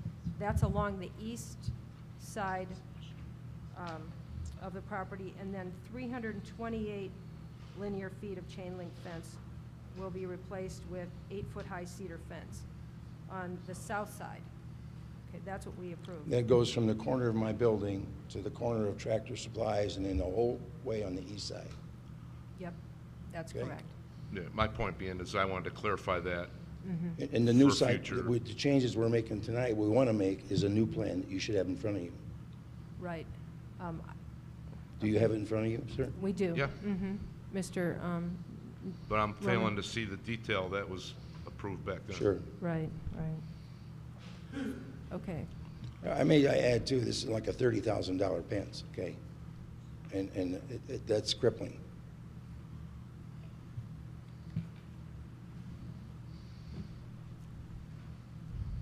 It's a $30,000 mistake because he and I didn't communicate. And having a sales lot, and you see the pictures of my place versus the guy next door, it's like night and day. And I don't think I should be required to put that fence up.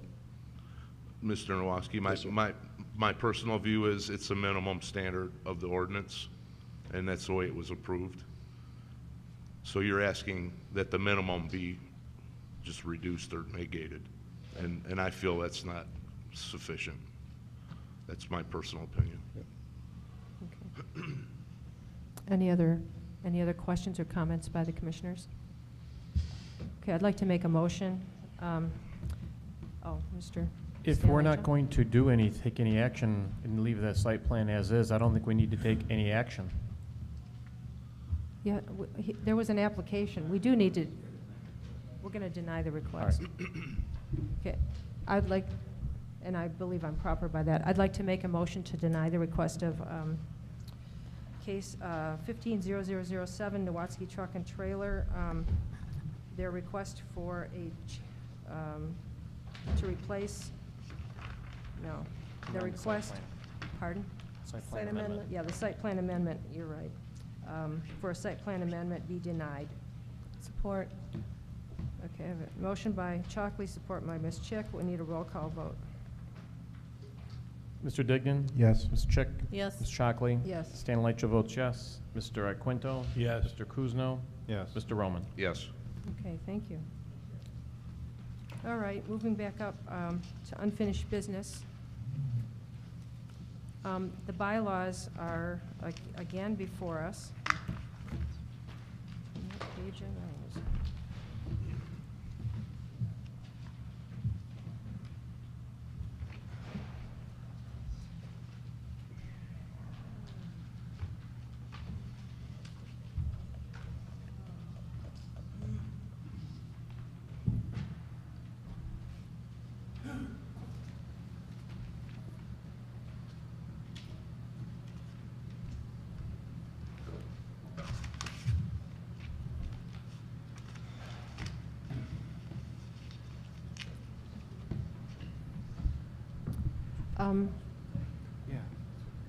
Did anyone have any comments about this version of the bylaws? I do. Oh, Mr. Stanley. I would actually like to go ahead and make a motion that we finalize the bylaws, send out the finalized version to all the planning commissioners, and post that at our next meeting in January, that the bylaws are going to be adopted as presented. Is that when the public, is it a? We need a. It's public notice, not a public hearing. notice and a public That's right. hearing, and, Support. yes. Yes. I support that motion. The prior ones require that, I believe. Well, let me Just see. public notice, Public notice. I believe. Okay. Yeah, it has to be put in the paper. Discussion? Well, I want, Yes. can I amend that motion? It actually needs to be posted in the paper of record. Support. Okay, we have a motion by Mr. Stanilecho and support by Mr. Dignan. Now we have the opportunity for discussion. Ms. Chick. Okay, I wasn't here for the meeting, so I apologize, but I do want to ask for some considerations.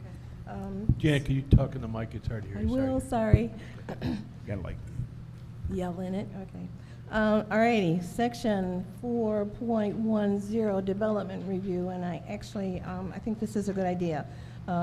Review, revise, recommend, but shouldn't we put refuse or deny in there as well? Otherwise, section 4.10, under development review, it just basically says review, revise, or recommend, but shouldn't it also say refuse or deny?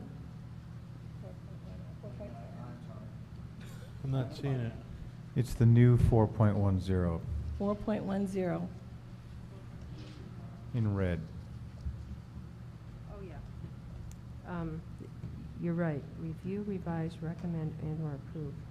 Oh, right there. Yes? And you want to add? That we should be adding Deny. in there because we do refuse or deny. Mhm. Yeah, those in there, Yeah. okay, all right. Yep. I'd like to take credit, but that's not mine. All right, and then, Okay. all right, under section 5.2, appointment, the very last sentence says written changes. Should it be written charges? Right. 5.2. 5.2, appointment, last sentence. Mm-hmm. Malfeasance or not? Office upon written charges. Okay. Okay, and then under 5.3, term, I just actually learned this, and there might be some, or should be some discussion on this one. The term of each member shall be for 3 years, and you know the rest of it. But at the end of it, it said the commissioners, or maybe we want to consider putting in there, commissioners may keep their seat until appointments are made, even beyond the expiration of their term. Or some wording thereof.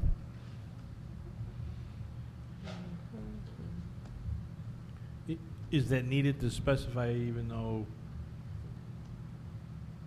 There was a question that came up because Okay. your terms, there are 2 terms running out and we haven't made appointments yet. Yes. So there was an investigation or some research into whether or not you can still sit until appointments are made, and the determination was that yes. Okay. Okay. So if we want to put that in, then we should consider put that in. And then, hold on.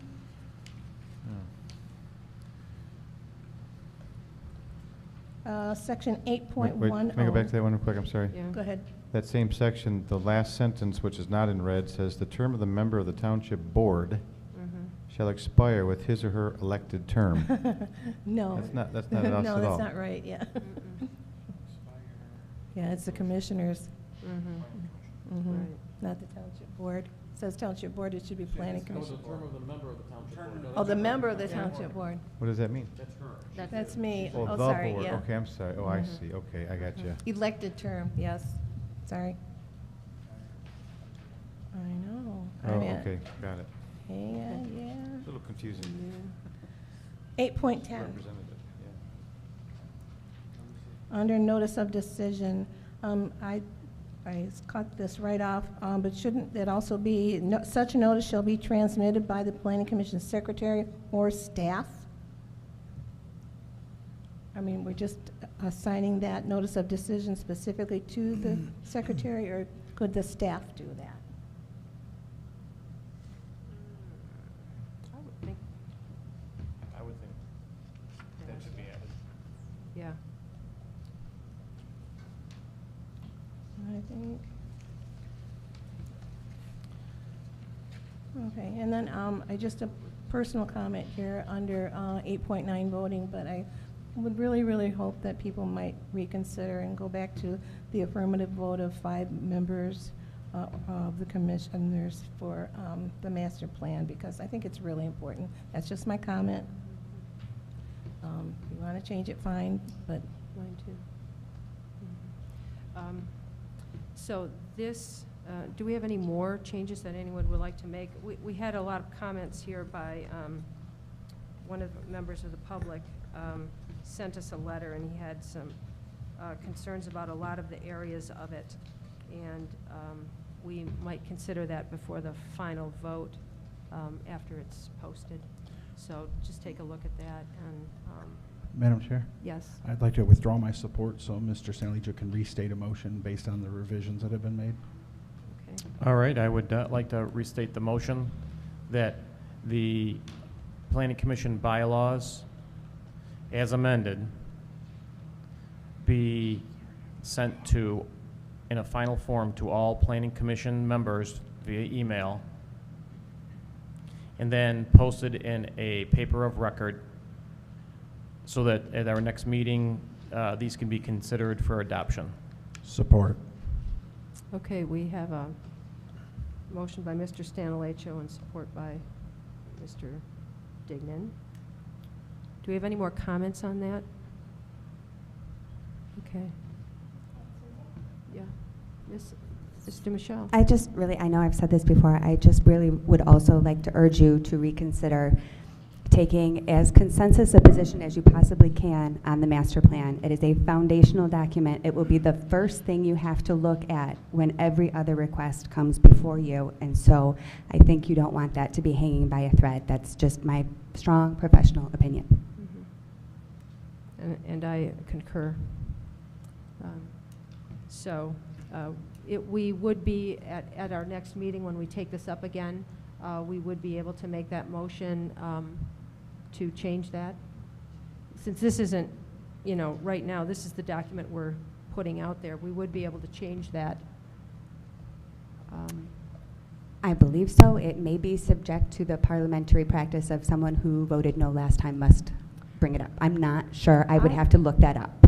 I would think that would be the case, but anyway, Ms. I Chick. just have one more comment, because I didn't get to watch the meeting. In fact, every time I tried to watch it on live stream, it kept looping, and I never got to see it. So I'm not sure exactly what the discussion about the Robert's Rules of Orders was. Was there a decision on what version we were going to use, or we were, the discussion centered around, at the end, we were going to choose at the organizational meeting each year, Okay. the version, although I have to say I really liked your version as opposed to the version that I got from Mr. Dignan. That version is all about the absolute action. Whatever the action is you're taking, it tells you exactly how Robert's Rules of Order defines that action. So can I ask you a question about that? Do you have to have a parliamentarian then? No, you do not. Okay. Okay. So Thank you. That's where that came from. Okay. So we have a motion and a second, and I will strongly voice my support for the at least 5 votes for the master plan. And I know that's not going to go out unless we have one of these people one of the commissioners who voted yes at this point, make a motion to reconsider. And seeing no one willing to do that at this point, we will take it up hopefully next time. Anyway, so let's vote. Mr. Stanilecho, call the roll. Mr. Dignan? Yes. Ms. Chick? Yes. Ms. Chockley? Yes. Stanilecho votes yes. Quinto? Yes. Mr. Kuzno? Yes. Mr. Roman? Yes. Okay. And we have the Webster Township Master Plan letter that you see there. I don't think this will take much discussion at all. Nope. It is just a couple of things we discussed last week, asking them to correct the lot sizes in their table and to forward us the two pieces of information that we were interested in: participation rate of the 2014 master plan survey and the results of the housing analysis. So if this is acceptable to you, then we will put it on Northfield Township letterhead and have Mary send it out. Okay. Mr. Stanilecho. I move to accept the letter and present it to Webster Township's Planning Commission as presented. Support. Okay, motion by Mr. Stanilecho and support by Ms. Chick. Any other discussion? Okay, let's roll call vote that one. Mr. Dignan? Yes. Ms. Chick? Yes. Ms. Chockley? Yes. Stanilecho votes yes. Mr. Quinto? Yes. Mr. Kuzno? Yes. Mr. Roman? Yes. Okay. Thank you. Moving on to the minutes, we don't have any. Do we know what's going on with that? It was fixed this afternoon. It was good. Okay, so we'll have those at our next meeting? Yes, okay. So we will have to postpone any approval of those until our next one. Okay, policy review and discussion. I have nothing. Anyone else? Mr. Dignan? I just want to make a point that those minutes become approved after this meeting, regardless of us taking action. We do have an opportunity to make a corrected version for a file, but they will stand approved once we adjourn this meeting. So, Yeah, that's state law. So, yeah. So we'll have to make some corrections. Another reason, I guess, to take good notes during the meetings. Okay. Call to the public. Do we have anyone here who would like to speak to us at this point? No? Okay, seeing no one. Comments from the commissioners. Let's start with Mr. Dignan tonight. No comments township specific. I always like to take this opportunity to say good stuff about our school district, the Whitmore Lake School District in the township. The Whitmore Lake School District recently held a crowdsourced funding campaign for Chromebooks for the school district. We raised 100% of our goal in 24 hours. Jeez. And nearly doubled our goal. We're going to have basically be able to buy 93 Chromebooks. We've got roughly $17,000 that this community came out and contributed. And it's wonderful to see that kind of support in the community. It's a great thing. Another thing, on Monday night, the Board of Education adopted a revised budget, and the district has went from a 0.02% fund balance up to an 8.1% fund balance, which is a phenomenal turn. 5% is kind of the where the state starts looking at you. So fiscal stability is being restored to the district, and it's just an exciting thing to share. So it'll have positive impacts on Northfield Township as well. So thank you. Great. Ms. Chick? I just wanted to wish everybody a Merry Christmas and let there be peace on earth and let it begin with us, right? Amen. Yes, everyone have a wonderful holiday. Give your family a hug and appreciation. Mr. Stanilecho. I would just like to make sure we keep our men and women in uniform, especially over our holidays. They are the ones doing the job to keep us safe and allowing us to have this freedom of expression. And I'd like to wish everybody a Merry Christmas and a Happy New Year. Same here. Merry Christmas and Happy New Year to everyone. And thank you. Okay. Ditto. Okay. Mr. Roman? None tonight, thank you. Okay, thank you, everyone. We have a motion to adjourn. Oh, our next regular meeting, January 6th. We, at this point, don't have any applicants. I don't know what's going to be ready over the 2 holiday weekends, so we'll have to see about that one. It might be postponed to the 20th, but, pardon? Appointments, oh, yes. The Board of Trustees neglected to make their, well, maybe, I don't know, didn't make their appointments to the Planning Commission at their December meeting. And, you know, so we would like to announce that we have Mr. Iaquinto and Mr. Roman interested in reappointment. If there's anyone out there in the public who would also like to apply for that, I guess that the Board of Trustees is taking letters of interest, correct? Okay.